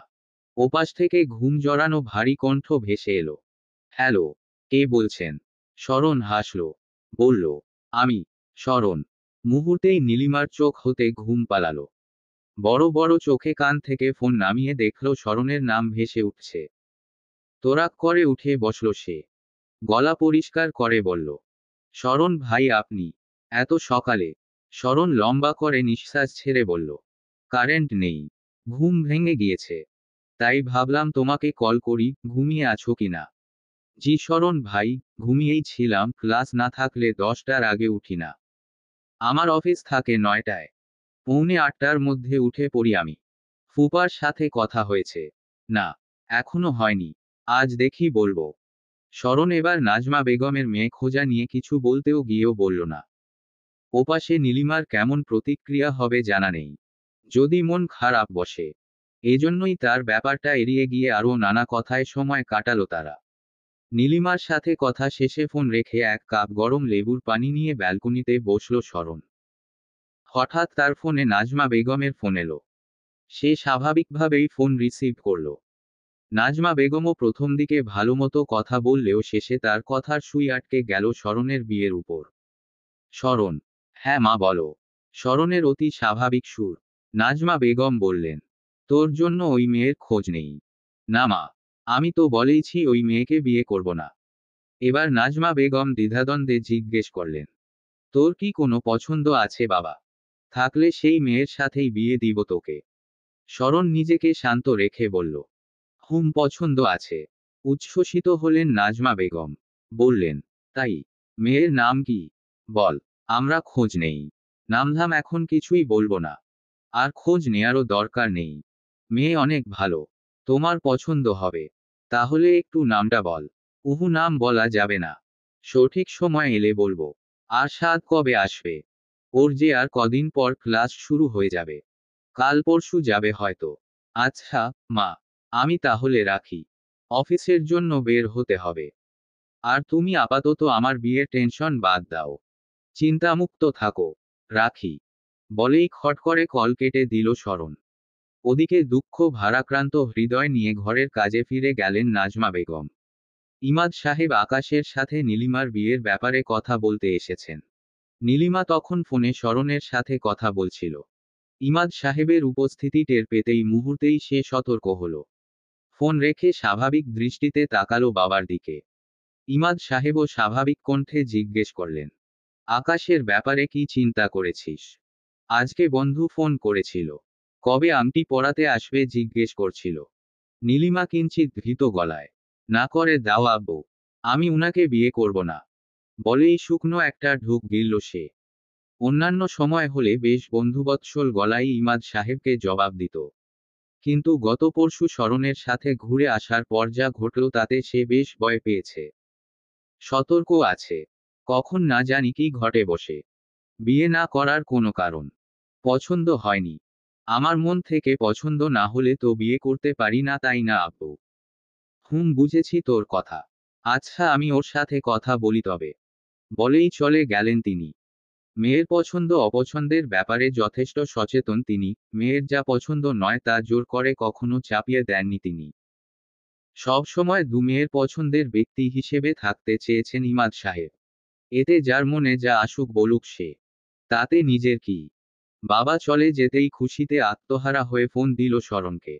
উচ্ছ্বসিত গলায় বলল, শরণ ভাই, আমি আজ আকাশের কথা বলেছি আব্বুকে। শরণের উৎকণ্ঠিত মনের প্রশ্ন, কি বলল ফুপা? নীলিমার খুশিতে গলা কাঁপছে। নিজেকে সামলে সে বলল, আমি আকাশকে বিয়ে করব না বলেছি। আব্বু শুধু জিজ্ঞেস করেছিল কেন বিয়ে করব না। বলেছি, ভালো লাগে না। আব্বু আর এ নিয়ে ঘাটায়নি। শরণের হৃদয়ে যেন শীতল বর্ষণ হলো। স্বস্তিতে কিছুক্ষণ চোখ মুদে রইল সে। অতঃপর নির্বিঘ্ন গলায় বলল, এখন তবে আর বাধা নেই। আমার প্রমোশনটা হয়নি। এরপর তুমি শেখ পরিবারের বউ হতে চলেছ নীলি। নীলিমা লজ্জায় কুঁকড়ে এলো। শরণের সাথে বিয়ের কথা ভাবলেই সমস্ত অঙ্গে অদ্ভুত শিহরণ বয়ে যায়। মাঝে মধ্যে অবিশ্বাস্য লাগে সবটা। আসলেই কি তাদের বিয়ে হবে? সত্যিই কি সে শরণের বউ হবে? সবকিছু এত অবিশ্বাস্য কেন? নীলিমার এ মুহূর্তে প্রচণ্ড শান্তি অনুভূত হলো। মাথার উপর থেকে যে বড় একটা চিন্তার পাথর সরে গিয়েছে এতেই সে যারপরনাই খুশি। সাদের ক্লাস শুরু হয়েছে প্রায় 1 মাস। অলস ছেলেটা বেশ ক্লাস মিস দেয়। কিন্তু দুদিন আগে শরণের বকুনি খেয়ে সোজা হয়ে গিয়েছে। এখন রোজ রোজ ক্লাসে যায়। তবে ঘুম ঘুম চোখে। কারণ রাতের অর্ধেক সময়ই সে জেগে জেগে শরণের পিছনে গোয়েন্দা অভিযান চালায়। শরণ ও সাদ যে বাসায় থাকে সেটা 2 রুম বিশিষ্ট ড্রয়িং ডাইনিং একটা। আর বেডরুম একটা। শরণ ও সাদ বেডরুমেই ঘুমায়, কিন্তু সাদ আজকাল লক্ষ্য করে শরণের ভাবভঙ্গি পরিবর্তন হয়েছে। আজকাল আগের চেয়েও বেশি আদরেও রাখে, আবার কাজ না হলে শাসনও করে, আগের চেয়ে বেশি হাসি খুশি থাকে। সাদের মতে এসব লক্ষণ অন্য কিছুর সাথে মিলে যায়। সেই অন্য কিছু নিয়ে ঘাটাঘাটি করতেই বেরিয়ে আসে আশ্চর্যজনক তথ্য। সাদ খেয়াল করেছে সে ঘুমিয়ে পড়লে স্মরণ উঠে যায়। কখনো অন্য রুমে, কখনো বা ব্যালকনিতে গিয়ে কার সাথে যেন কথা বলে, অনেকক্ষণ যাবৎ। এটা তার নিত্যদিনের রুটিন হিসেবে দেখা যাচ্ছে। যদিও সাদ ঘুমায় না, এজন্যই তো স্মরণের কথা টুকটাক শুনতে পায়। সাদের দীর্ঘ কয়েকদিনের গবেষণার ফল হিসেবে বের হলো যে স্মরণ প্রেম করছে। যেন তেন প্রেম নয়, একদম কঠিন প্রেম। এমন প্রেম সে তার বন্ধুদের করতে দেখেছে। বন্ধুদের মধ্যে যারা প্রেম করত তাদেরকে নিব্বা বলে খ্যাপাতো সিঙ্গেলরা। এখন দেখছে নিজের ভাই এই বুড়ো বয়সে এসে নিব্বাদের মতো আচরণ করছে। অবাক হলো সাদ। ভাবল, যে ভাই কৈশোর যৌবনের অর্ধেক সময় প্রেম না করেই কাটিয়ে দিল, সে এই 30-এর কোঠায় এসে কার প্রেমে পড়ল? কে সেই নারী যে স্মরণের হৃদয়ের ডঙ্কা বাজিয়ে দিয়েছে? সাদ এখন সতর্ক হয়ে থাকে। তার সুযোগসন্ধানী চোখজোড়া স্মরণের অজান্তেই স্মরণের উপর ঘুরে। অপেক্ষায় আছে কবে হাতে নাতে ধরবে স্মরণকে। আরও বেশ কিছুদিন অতিবাহিত হওয়ার পর সাদের সেই বহু প্রতীক্ষিত দিনটি এলো। শুক্রবার জুমার নামাজের জন্য স্মরণ গিয়েছে গোসল করতে। এমন সময় তার ফোনে নীলিমার মেসেজ এলো। নীলিমা লিখেছে, স্মরণ ভাই, আজ কখন দেখা করবেন? আমি লিসাকে বলে রাখবো বাসা থেকে ফোন দিলে ও যেন মিথ্যে বলে সামলে নেয়। এই মেসেজ দেখে সাদের মাথায় হাত। তবে কি নীলিমাই সেই নারী? সাদ উত্তেজিত হয়ে পড়ল। কখন স্মরণ বের হবে আর কখন সে এ নিয়ে জিজ্ঞেস করবে। টানা 10 মিনিট পর গোসল সেরে বের হলো স্মরণ। বের হওয়া মাত্রই সাদ তার একদম মুখের সামনে ফোন ধরে খেকানো গলায় জিজ্ঞেস করল, ভাইয়া, তুমি নীলু আপুর সাথে প্রেম করছো? স্মরণ ভীত হলো। তার বিচলিত দৃষ্টি গিয়ে ঠেকল ফোনের স্ক্রিনে। সেখানে নীলিমার মেসেজ ভেসে উঠছে। আজ বিকেলে তাদের দেখা করার কথা ছিল, কিন্তু এর আগেই সব ফাঁস হয়ে গেল। ঢুক গিলল স্মরণ, আমতা আমতা করে বলল, দে দেখ সাদ, তুই যা ভাবছিস এমন কিছুই নেই। সাদ ফোন সরিয়ে কোমরে হাত রাখল। নাক উঁচিয়ে বলল, তোমার তোতলানোই সব বলে দিচ্ছে ভাইয়া। তুমি সত্যিই নীলু আপুর সাথে প্রেম করছো? হাল ছাড়ল স্মরণ।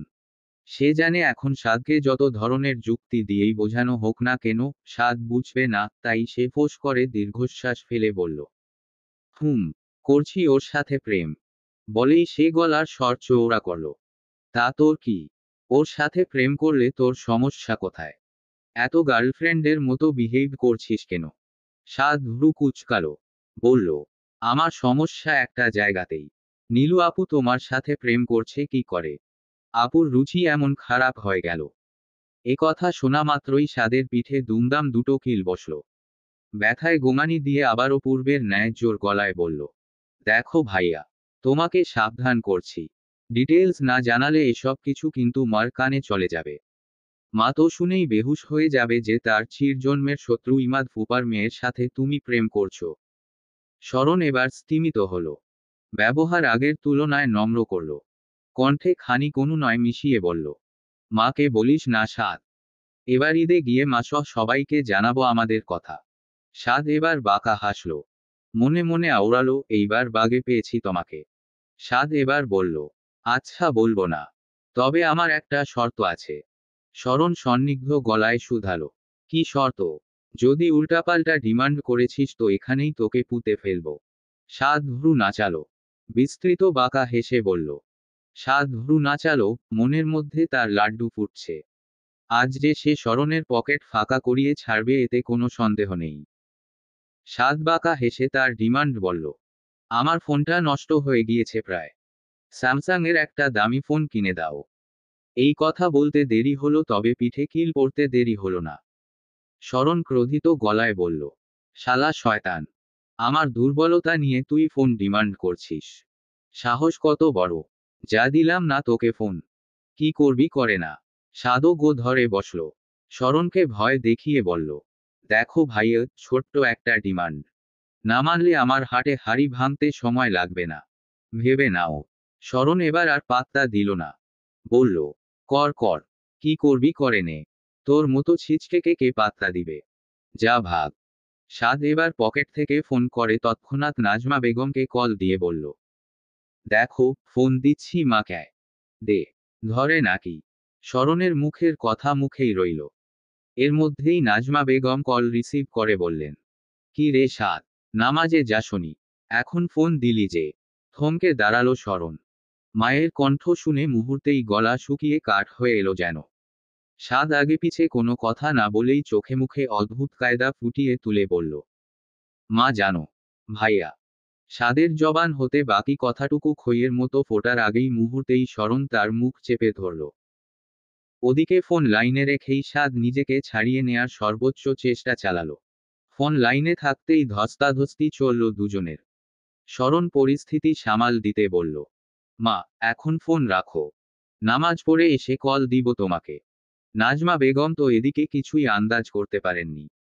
কারণ দুপুরের খাবার তৈরি করতে ব্যস্ত তিনি। তবুও জিজ্ঞেস করলেন, সাদ ফোন দিয়েছিল কেন?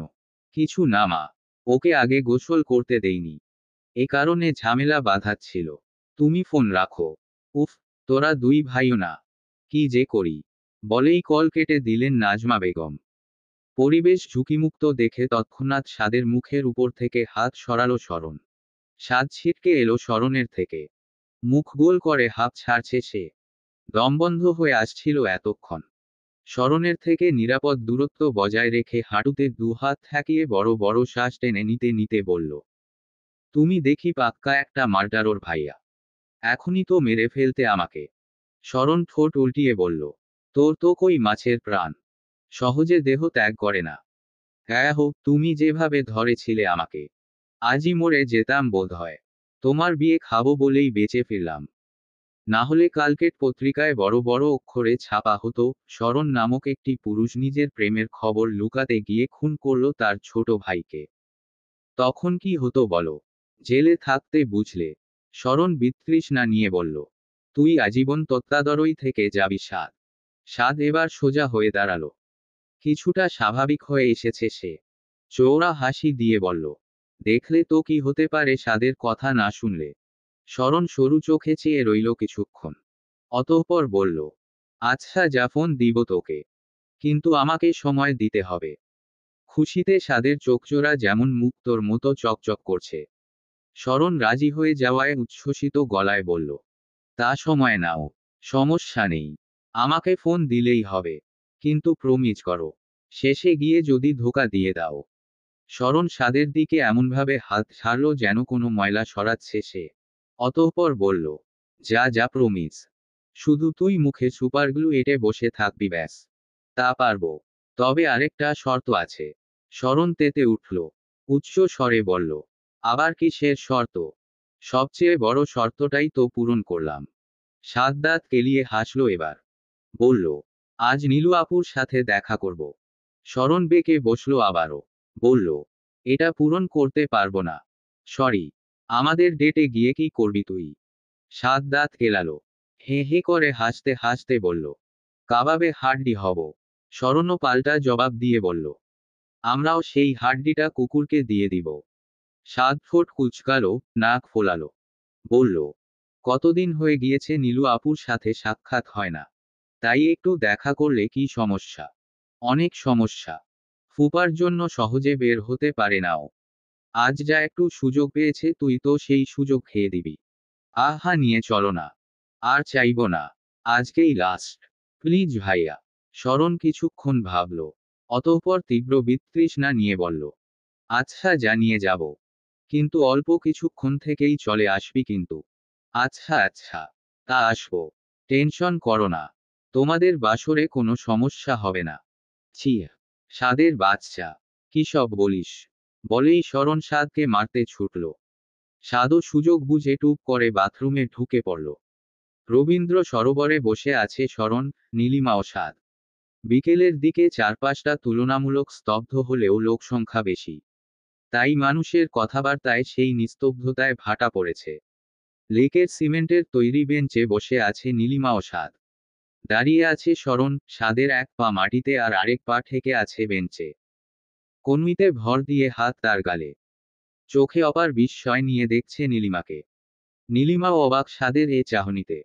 জিজ্ঞেস করল, কি ব্যাপার, এভাবে কি দেখছো?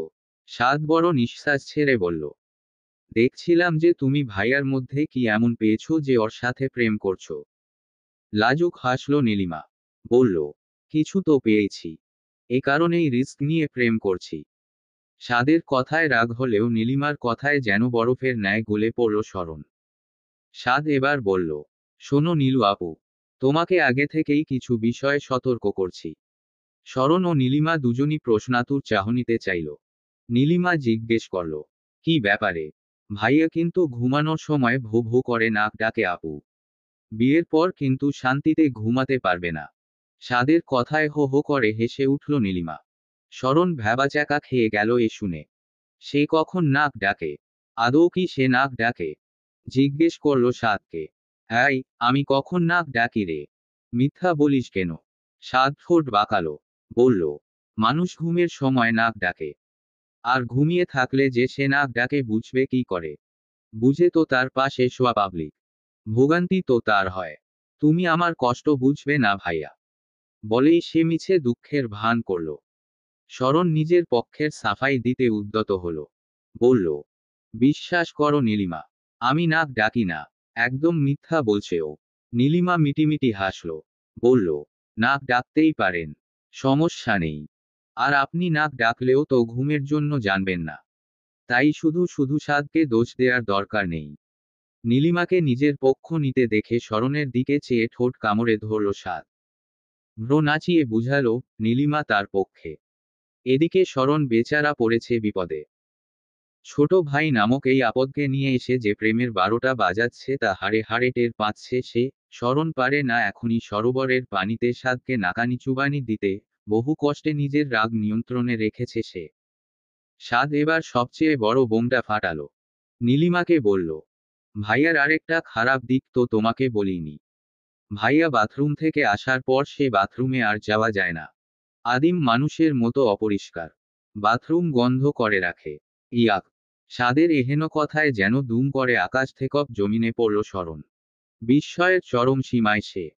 ছোট ভাই যে হবু বউয়ের সামনে এভাবে ইজ্জত লুণ্ঠন করতে পারে তা কল্পনাও করেনি। আজ সাদ স্মরণকে দেখাচ্ছে বাঁশ কত প্রকার ও কি কি। মেনু কার্ডের মতো অপশন দিচ্ছে বোধহয়। চিকন বাঁশ, লম্বা বাঁশ, কচি বাঁশ, বুড়ো বাঁশ, বেটো বাঁশ, মোটা বাঁশ, কোনটা খেতে চাও ভাইয়া? এদিকে নীলিমা পড়ল ভীষণ লজ্জায়। গা গুলিয়ে এলো তার। ছি, এসব কেউ বলে? সাদের মধ্যে ন্যূনতম ভালো মানুষই দেখছে না সে।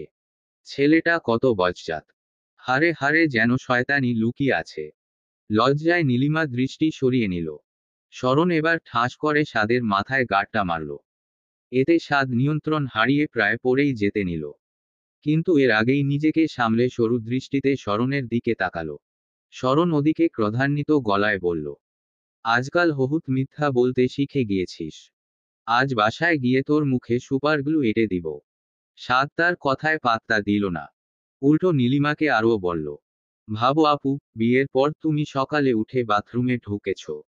ঢুকতেই তীব্র গন্ধ এসে লাগলো তোমার নাকে। তখন ভাবো কি হবে? সকালটাই নষ্ট পুরো। নীলিমা এবার সরু চোখে তাকালো। সাদের হাঁটুতে কিল বসালো। কপট ক্রোধ নিয়ে বলল, দিনকে দিন দুষ্টু হচ্ছ। এসব কথা কেউ বলে? ছি! স্মরণও এদিকে লজ্জায় হতভম্ব। নীলিমার সামনে বেঁচে থাকা মান সম্মানটুকুও ধুলোয় মিশে গেল। ইস, বিয়ের পর যদি এসব মনে আসে তবে। স্মরণ এবার সাদের কান চেপে ধরল। পারে না টুটি চেপে ধরতে। কিন্তু একমাত্র ছোট ভাই। মারাটারা যায় যদি। তাই শক্ত হাতে সাদের কান চেপে ধরল সে। স্মরণের হাতের চাপে ব্যথায় গোঙানি দিল সাদ। আহা, ভাইয়া ছাড়ো। কানে লাগছে তো। বলতে বলতে সে স্মরণের হাত ধরে উঠে দাঁড়ালো। ওদিকে স্মরণ সাদের কান ছাড়ছে না। সাদও ছাড় পাওয়ার জন্য লাফাচ্ছে। ভাইয়া সরি সরি।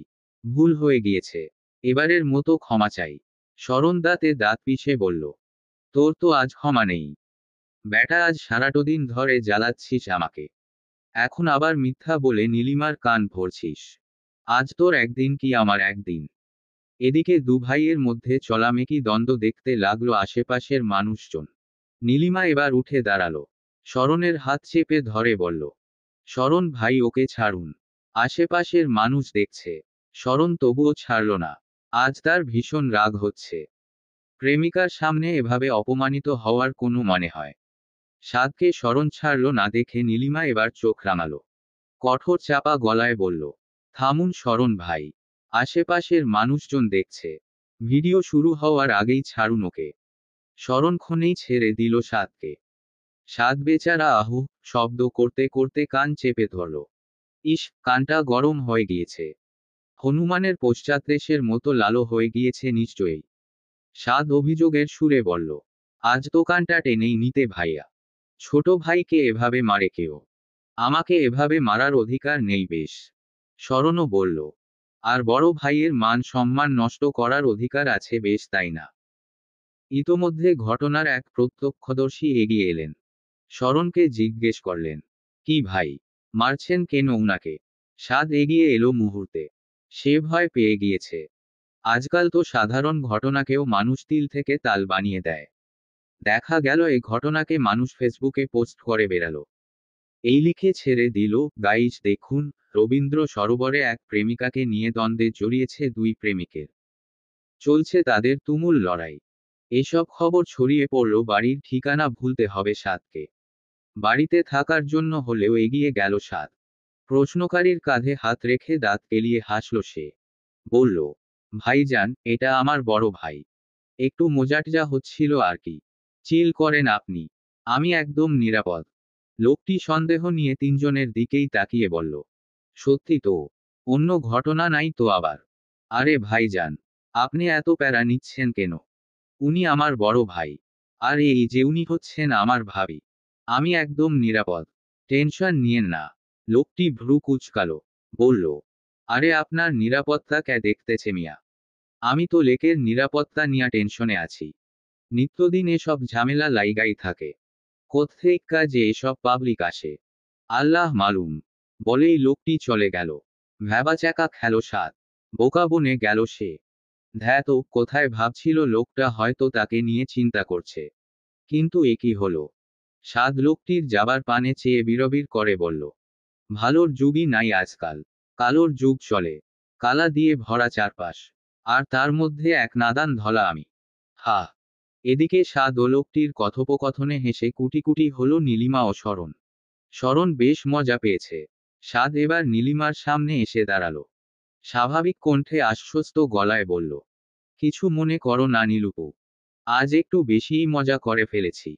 ভাইয়াকে নিয়ে যা যা বলেছি বিশ্বাস করো না কিন্তু। ওসব মজা ছিল। আমার ভাই আলহামদুলিল্লাহ অনেক ভালো। এটুকু গ্যারান্টি আমি দিতে পারবো যে ভাইয়া সারা জীবন সুখে রাখবে তোমাকে। তা তো তুমি জানোই। বলেই সে শরণকে দেখিয়ে দেখিয়ে মিছেমিছি নীলিমার কানে কানে বলল, আর কোনো খারাপ দিক পেলে তোমাকে গোপনে জানাবো। শায়েস্তা করবে ভাইয়াকে। শরণের রাগ নিভেছে। এবার সে হাসতে হাসতে সাদের পিঠে আলতো কিল বসিয়ে বলল, সে সুযোগই দিব না আমি। এবার যা তুই। ডেটের অর্ধেক সময় তো নষ্টই করে দিলি তুই। সাদ এবার মুখ বাঁকালো। বলল, যাচ্ছি যাচ্ছি। অশ্লীল হও তোমরা। বলেই সে শরণের হাত উঠার আগেই ভূদৌড় দিল। নীলিমা এবার হাসতে হাসতে বলল, সাদ যে কি দুষ্টু হয়েছে। শুধু দুষ্টু। আজ তো বজ্জাত হচ্ছে দিন দিন। নীলিমা এবার শরণের দিকে চাইল। ভ্রু উঁচিয়ে সন্নিগ্ধ গলায় শুধালো, শুনুন, সত্যিই তো সাদের কথায় সত্যতা নেই। শরণ জানে নীলিমাও মজা করছে। তাই সেও সুযোগ বুঝে মজা নিয়ে বলল, হুম, ও যা বলেছে সব সত্য। বিয়ের পর নাক ডেকে তোমার রাতটা নষ্ট করব। আর ঘুম থেকে উঠে বাথরুমে গিয়ে সকালটা নষ্ট করব।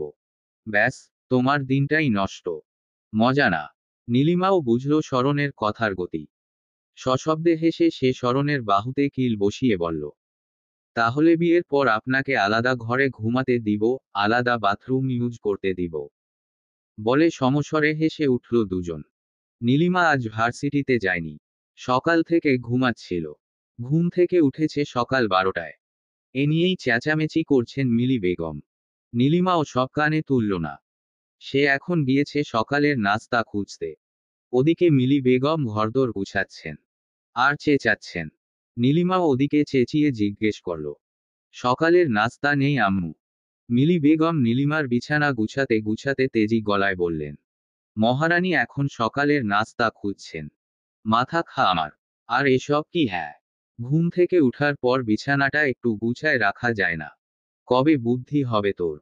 উফ, দুবাপ বেটি মিলে আমার জীবনটা তছনছ করে দিল। নীলিমা হতাশার নিঃশ্বাস ছাড়ল। কেন যে জিজ্ঞেস করতে গিয়েছিল নাস্তার কথা? এর চেয়ে একটা ডিম পোচ করে খেলেও হতো। এই ভেবে সে ফ্রিজ থেকে ডিম বের করলো, কিন্তু যেই না চুলো জ্বালাতে যাবে অমনি মিলি বেগমের গর্জন শোনা গেল। নীলিমা! আয় নীলিমা! কই তুই? এদিকে আয়! নীলিমা দৌড়ে গেল ভয়। না, মা এখন ভয়ানক ক্ষেপে আছে। আজ আর তার নিস্তার নেই। নীলিমা ভয় ভয় রুমে গেল। রুমে যেতেই মিলি বেগম তার মুখের সামনে ফোন ধরে বলল, এসব কি করছিস তুই? নীলিমা চমকে ফোনে তাকালো। দেখল মেসেঞ্জার থেকে শরণের মেসেজ এসেছে। কি ব্যাপার নীলি? আজ সকালে একটু ফোনও দিলে না? জিজ্ঞেসও করলি না কিছু খেয়ে অফিসে গিয়েছি কিনা? নীলিমার গলা শুকিয়ে এলো। এতদিন যার ভয় ছিল শেষ সময়ে এসে সেটাই ঘটে গেল। আর 2 সপ্তাহ বাদে কোরবানি ঈদ, তাদের সম্পর্কের ব্যাপারে সমস্ত পরিবারকে জানাবে দুজন। অথচ এর আগেই তার মা জেনে গেল। সেটাও আবার এভাবে। নীলিমা শুকনো ঢোক গিলে ভয়ার্ত দৃষ্টিতে মায়ের দিকে তাকালো। মিলি বেগমের মুখশ্রীতে মিশ্র প্রতিক্রিয়া দেখা যাচ্ছে। একদিকে তিনি যেমন অবাক হয়েছেন, অন্যদিকে তেমন কঠিন রেগে আছেন। শক্ত গলায় মিলি বেগম জিজ্ঞেস করলেন, তুই আর শরণ প্রেম করছিস নীলু? নীলিমার ভয় হাত পা অসাড় হয়ে এলো। সে জবাব দিল না। মিলি বেগম এ নীরবতা দেখে ধমকে উঠে বললেন, বল আমাকে। নীলিমা কেঁপে উঠে উপর নিচ মাথা নাড়ালো। মিনমিনে স্বরে বলল, হুহুম। চোখের পলকে মিলি বেগমের হাত উঠে গেল। চোখের পলকে মিলি বেগমের হাত উঠে গেল। তবে ক্ষণেই নিজেকে বাধা দিলেন তিনি।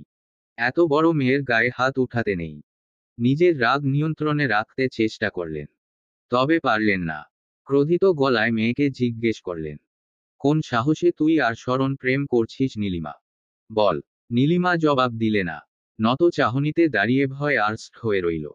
মিলি বেগম ফের জিজ্ঞেস করলেন, কি হলো? বল। কি ভেবে তুই আর শরণ প্রেম করছিস? তুই জানিস শরণকে? শরণ তোর মামাতো ভাই হয়। ওর সাথে প্রেম করলেই বা কি করে? নীলিমা নীরব। চোখ দুটো ছলছল করছে। কখন যেন টুপ করে 2 ফোঁটা জল গড়িয়ে পড়ে। মিলি বেগম এবার নিজেকে খানিক ঠান্ডা করলেন। তবে রোষাগ্নি স্বরে বললেন, তোকে স্বাধীনতা দিয়েছি মানে এই না যে প্রেম করে বেরাবি। সেটাও আবার মামাতো ভাইয়ের ছেলের সাথে। কই আমাদের বংশে তো কেউ প্রেম করেনি। সবাইকেই আব্বা আম্মা নিজে পছন্দ করে বিয়ে দিয়েছে। নৌরিনকে দেখ, ওকেও তো আমরা পছন্দ করে বিয়ে দিয়েছি। সেখানে তুই প্রেম করতে গেলি কেন? বলেই তিনি নীলিমার বাহু চেপে জোর দিলেন। বললেন, কতদিনের প্রেম তদের? বল। কই এতগুলো বছরেও তো তোকে প্রেম করতে দেখলাম না। নাকি আমাদের আড়ালে আরো আগে থেকে তোরা দুজন প্রেম করেছিস? নীলিমা এবার কেঁদেই দিল। তার 2 চোখ বেয়ে অশ্রুকণা ঝরে পড়ছে। নাক লাল টুকটকে হয়ে এলো। এ দেখে মিলি বেগমের সামান্যতম মায়াও হলো না। তিনি পূর্বের নাই বললেন, কি হলো বল। জবান খুলে না এখন। জবাব দিচ্ছিস না কেন? নীলিমা কম্পমানসিক্ত গলায় বলল, না আম্মু। মিলি বেগম এবার গর্জে উঠলেন, না আম্মু কি? পুরো জবাব দে। ভালোভাবে দে। মায়ের কথায় কেঁপে উঠলে নীলিমা। নাক টানল সে। এখনো অবধি সে কান্না করছে, তার কান্নার গতি বাড়ছে বই কমছে না। বলল, তুমি যা ভাবছো তা না আম্মু। আমি আর শরণ ভাই 2 মাসেরও কম সময় ধরে ইনভলভড। মিলি বেগম এবার নীলিমার বাহু ছেড়ে দিলেন। তার কণ্ঠ কিছুটা ফুরবল হয়ে পড়ল এবার। অর্ধসিক্ত গলায় বললেন, কিভাবে তোরা প্রেম করলি রে নীলু? তোর দাদাবাড়ি, নানাবাড়ির কেউ কি কখনো এভাবে মামাতো চাচাতো ভাইদের সাথে প্রেম করেছে, দেখেছিস? আমাদের কারোর বংশেই তো এমন ভাইবোনের সম্পর্কের মধ্যে বিয়ে নেই। তুই কি একবারও এ নিয়ে ভাবিসনি? নীলিমা জবাব দেয় না। ঠিক এসব কারণেই সে শরণকে বারবার ফিরিয়ে দিচ্ছিল।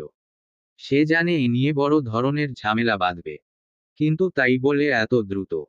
মিলি বেগম এবার লম্বা লম্বা শ্বাস টানলেন। অতঃপর নীলিমাকে বললেন, শরণকে বাসায় ডাক। নীলিমা বিস্ময় নিয়ে তাকালো। তার কান্না থেমে গিয়েছে মুহূর্তেই। মাকে জিজ্ঞেস করল, কেন আম্মু? শরণ ভাইকে কেন ডাকছ? মিলি বেগম ক্রোধাগ্নি গলায় বললেন। কত বড় সাহস তোর! ভুল করে আবার বড় গলায় কথা বলছিস। তোর ফোনের লক খোল এখনই। আমিই বলছি ওকে। নীলিমা অনিচ্ছা সত্ত্বেও ফোনের লক খুলে দিল। মিলি বেগম শরণকে কল করলেন। শরণ নীলিমা ভেবে হাসি মুখে জিজ্ঞেস করল, কি ব্যাপার নীলি? এখন ফোন দিলে যে? ভার্সিটিতে যাওনি? আমি নীলির মা বলছি শরণ। আকস্মিক মিলি বেগমের কণ্ঠ শুনে থতমত খেল শরণ। নড়েচড়ে বসল সে। আমতা আমতা করে বলল, ফুপি। আপনি? হ্যাঁ আমি। কথায় তুমি? অফিসে ফুপি। সন্ধ্যায় অফিস থেকে সোজা আমাদের বাসায় আসো। আপনাদের বাসায়? কেন ফুপি? কোনো সমস্যা? সমস্যা যা হওয়ার তা তো হয়ে গিয়েছে। তুমি না এলে আরও সমস্যা হবে। এজন্য বলছি দেরি না করে চলে এসো। তোমার ফুপা ঢাকায় নেই, তাই বাসায় ডাকছি। কথা বলতে সুবিধা হবে।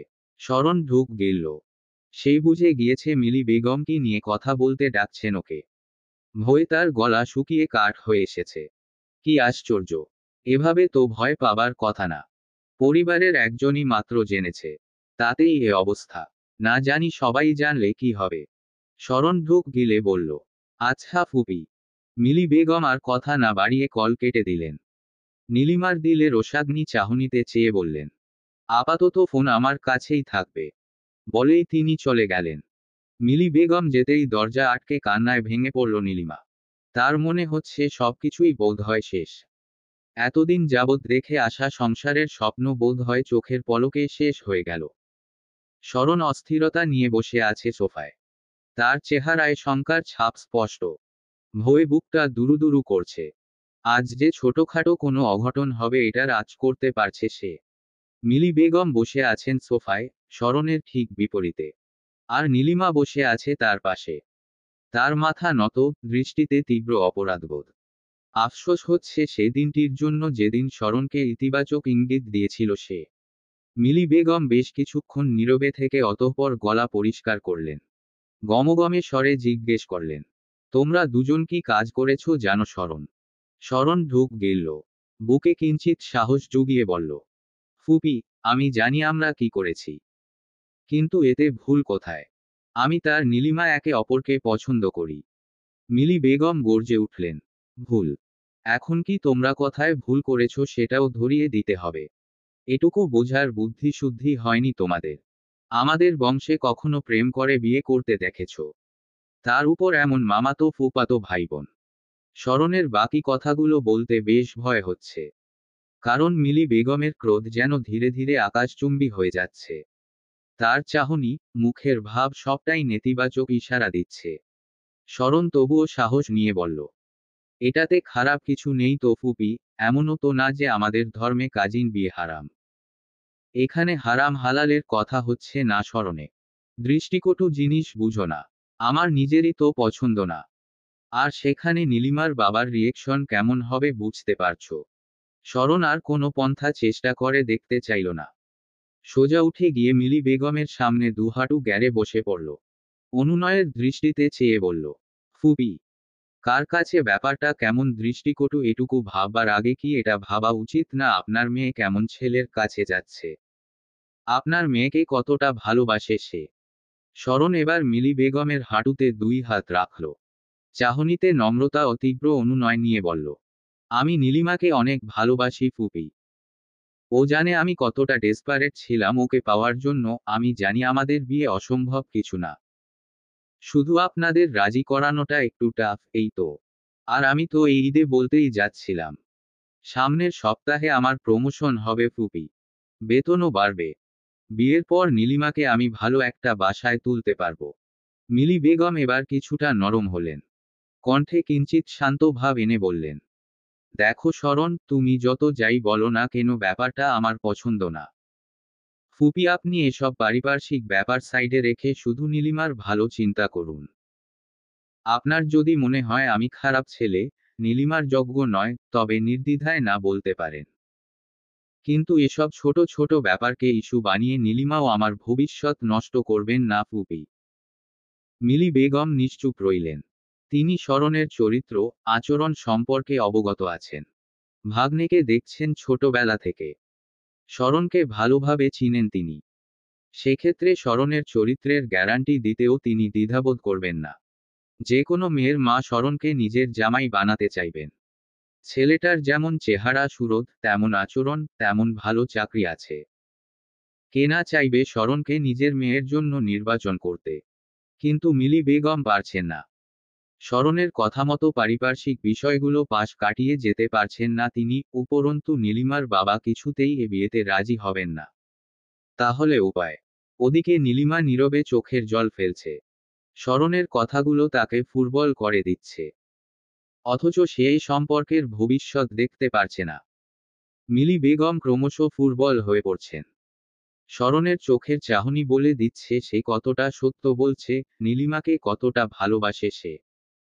কিন্তু স্বামীর কথা ভাবলে এসব নিয়ে আর চিন্তাভাবনা এগুতে পারেন না তিনি। এ পরিস্থিতিতে মিলি বেগম পড়লেন অথৈ সাগরে। বাহাদুর শেখ আজকাল নড়াচড়া কম করেন। শরীরটা যেন জ্যাম হয়ে আসছে দিনকে দিন। এ নিয়ে আবার আসমানি বেগমের যত্নের কমতি নেই। এই বয়সে এসেও স্বামীর সেবা শুশ্রূষায় দিন কাটে তার। মাগরিবের নামাজ পড়ে বসে আছেন দুজন। আসমানি বেগম তসবিহ তিলাওয়াত করছেন। বাহাদুর শেখ বসে আছেন কিছু বলার জন্য।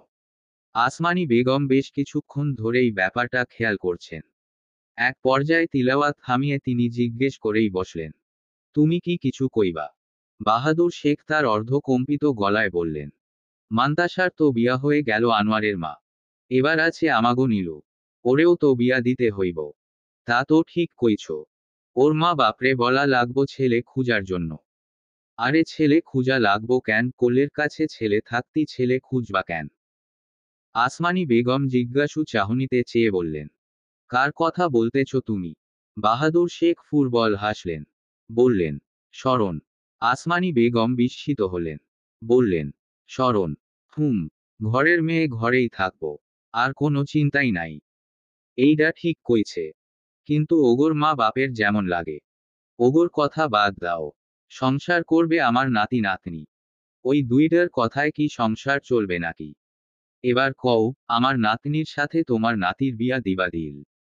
শরণের প্রমোশন হয়েছে, এ ব্যাপারে সে সর্বপ্রথম নাজমা বেগমকে জানিয়ে তৎক্ষণাৎ জানিয়েছে মিলি বেগমকে। মিলি বেগমকে সেদিন বহু কষ্টে রাজি করিয়েছিল শরণ। মিলি বেগম রাজিও হয়েছিলেন, এ বিয়ে প্রায় অসম্ভব জেনেও। এখনো অবধি তিনি কাউকে এ বিষয়ে বলেননি। তিনি জানতেন শরণ নীলিমার ব্যাপারে কেউ জানেন না।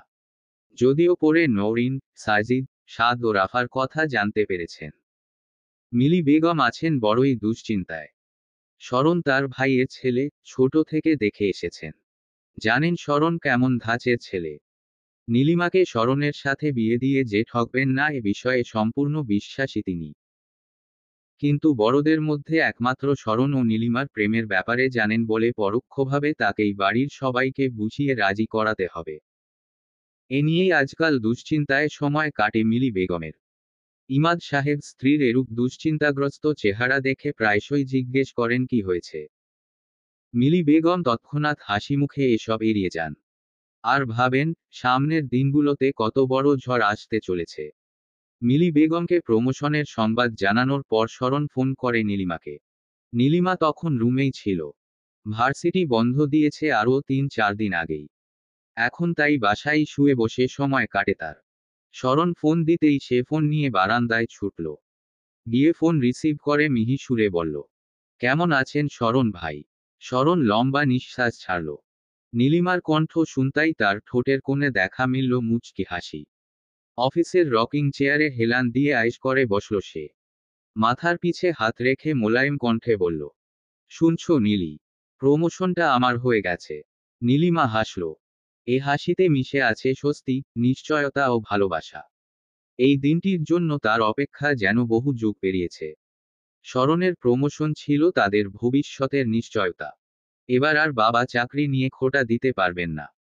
নীলিমা এবার বারান্দার গ্রিলে হেলান দিয়ে বলল, কংগ্রাচুলেশনস মিস্টার শরণ শেখ। শরণ ফের মুচকি হাসল। আজ এক পলের জন্য তার মুখশ্রী হতে হাসির আভা হটেনি। আজ যেন তার ঈদ লেগেছে। শরণ বলল, এবার আর তোমাকে আমার মিসেস হতে কেউই বাধা দিবে না। নীলিমার ওষ্ঠজোড়া এবার মিলিয়ে এলো। হাসি উবে গেল মুহূর্তেই। সে জানে, আর কেউ বাধা না দিলেও তার বাবা ও শরণের মা এ বিয়ের তীব্র বিরোধিতা করবেন। ঘোর প্রতিরোধ করবেন এই দুজন। অন্য সকলকে রাজি করানো সম্ভব হলেও এদের রাজি করানো হবে এভারেস্ট জয়ের চেয়েও কঠিন। তাই নীলিমা এ কথার প্রত্যুত্তর দিল না, বরং কথা ঘুরিয়ে বলল, আপনার ছুটি কবে থেকে শরণ ভাই? আরও প্রায় 1 সপ্তাহ পর ছুটি হবে। বোঝই তো, কোরবানি ঈদে খুব বেশি ছুটি দেয় না। বুঝেছি।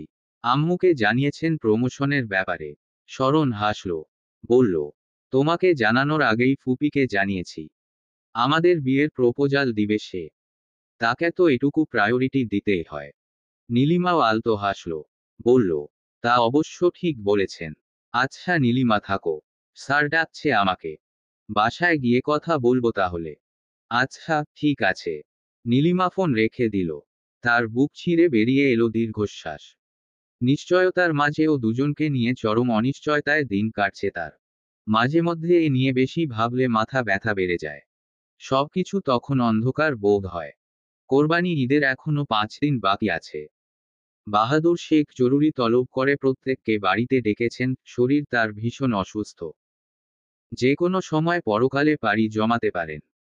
আসমানি বেগম থাকেন দুশ্চিন্তায়। আজকাল রাতে ঠিক মতো ঘুমাতেও পারেন না।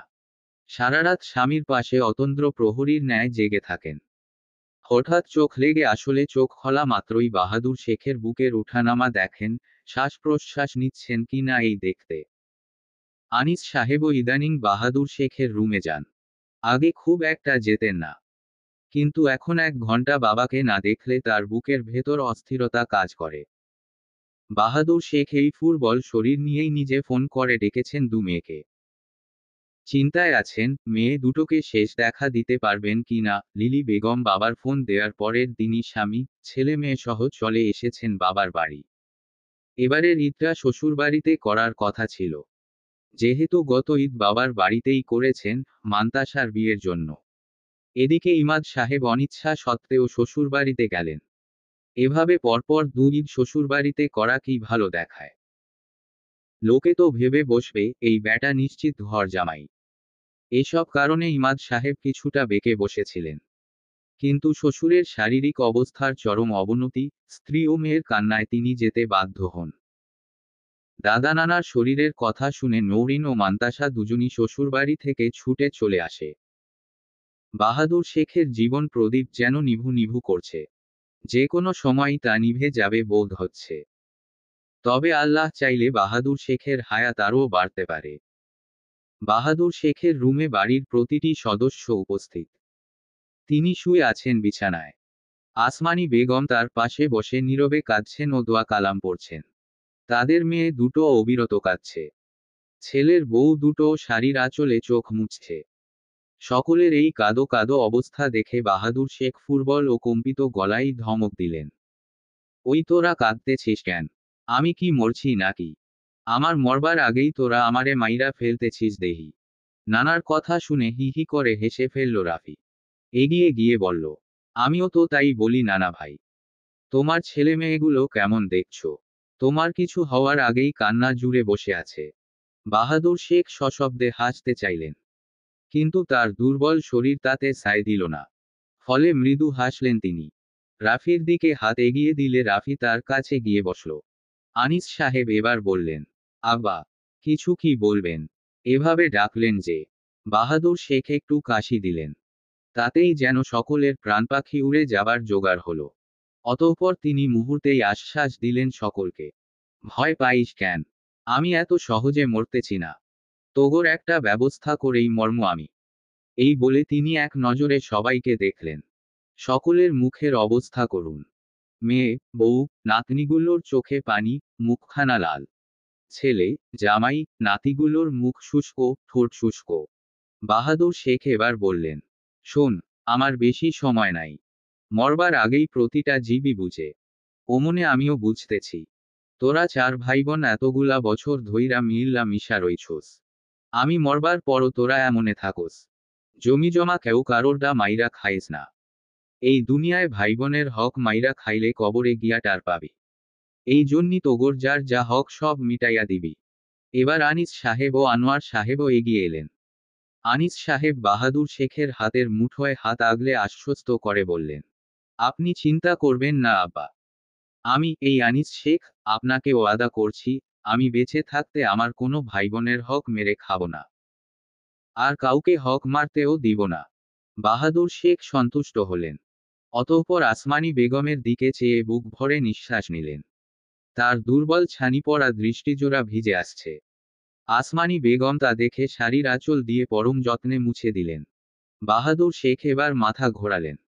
খানিক সময় নিয়ে বললেন, যে জরুরি কথা বলবার জন্যই তোগরে ডাকছিলাম আমি।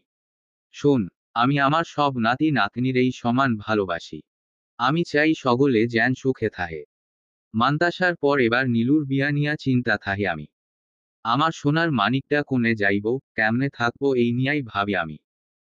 আমি চাই আমার নীলু যেন সুখে থাকে, ও জানি ঘরের হইয়া ঘরেই থাহে।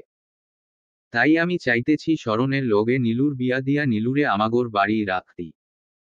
বাহাদুর শেখের এহেন কথায় উপস্থিত সকলে স্তম্ভিত হয়ে কিছুক্ষণ দাঁড়িয়ে রইল। কারোর মুখ দিয়ে টু শব্দটুকু বের হচ্ছে না। প্রত্যেকেই সমান তালে বিস্মিত। এমনকি শরণ ও নীলিমাও। এ যেন না চাইতেন হাতের কাছে দুর্লভ বস্তু পাওয়ার সামিল। বাহাদুর শেখের এমন সিদ্ধান্তে সকলে খুশি হলেও তীব্র নাখোশ হলেন ইমাদ সাহেব ও নাজমা বেগম। ইমাদ সাহেব একটি কথাও বললেন না, বরং তৎক্ষণাৎ বেরিয়ে এলেন রুম থেকে। তিনি যে বাহাদুর শেখের সিদ্ধান্ত অমত জানিয়ে বেরিয়ে এসেছেন, এটুকু বুঝতে কারোর খুব একটা মাথা খাটাতে হয়নি। ইমাদ সাহেবের পিছু পিছু বেরিয়ে এলো মিলি বেগম, আনিস সাহেব, নাজমা বেগম, শরণ, সাজিদ, নৌরিন ও নীলিমা। ইমাদ সাহেব রুম থেকেই বেরিয়েই দৃঢ় গলায় বললেন, অসম্ভব। আমি আমার মেয়েকে কখনোই এ বাড়ির বউ হতে দিব না। আমি শরণ ও নীলিমার বিয়ের ঘোর বিরোধিতা জানাচ্ছি।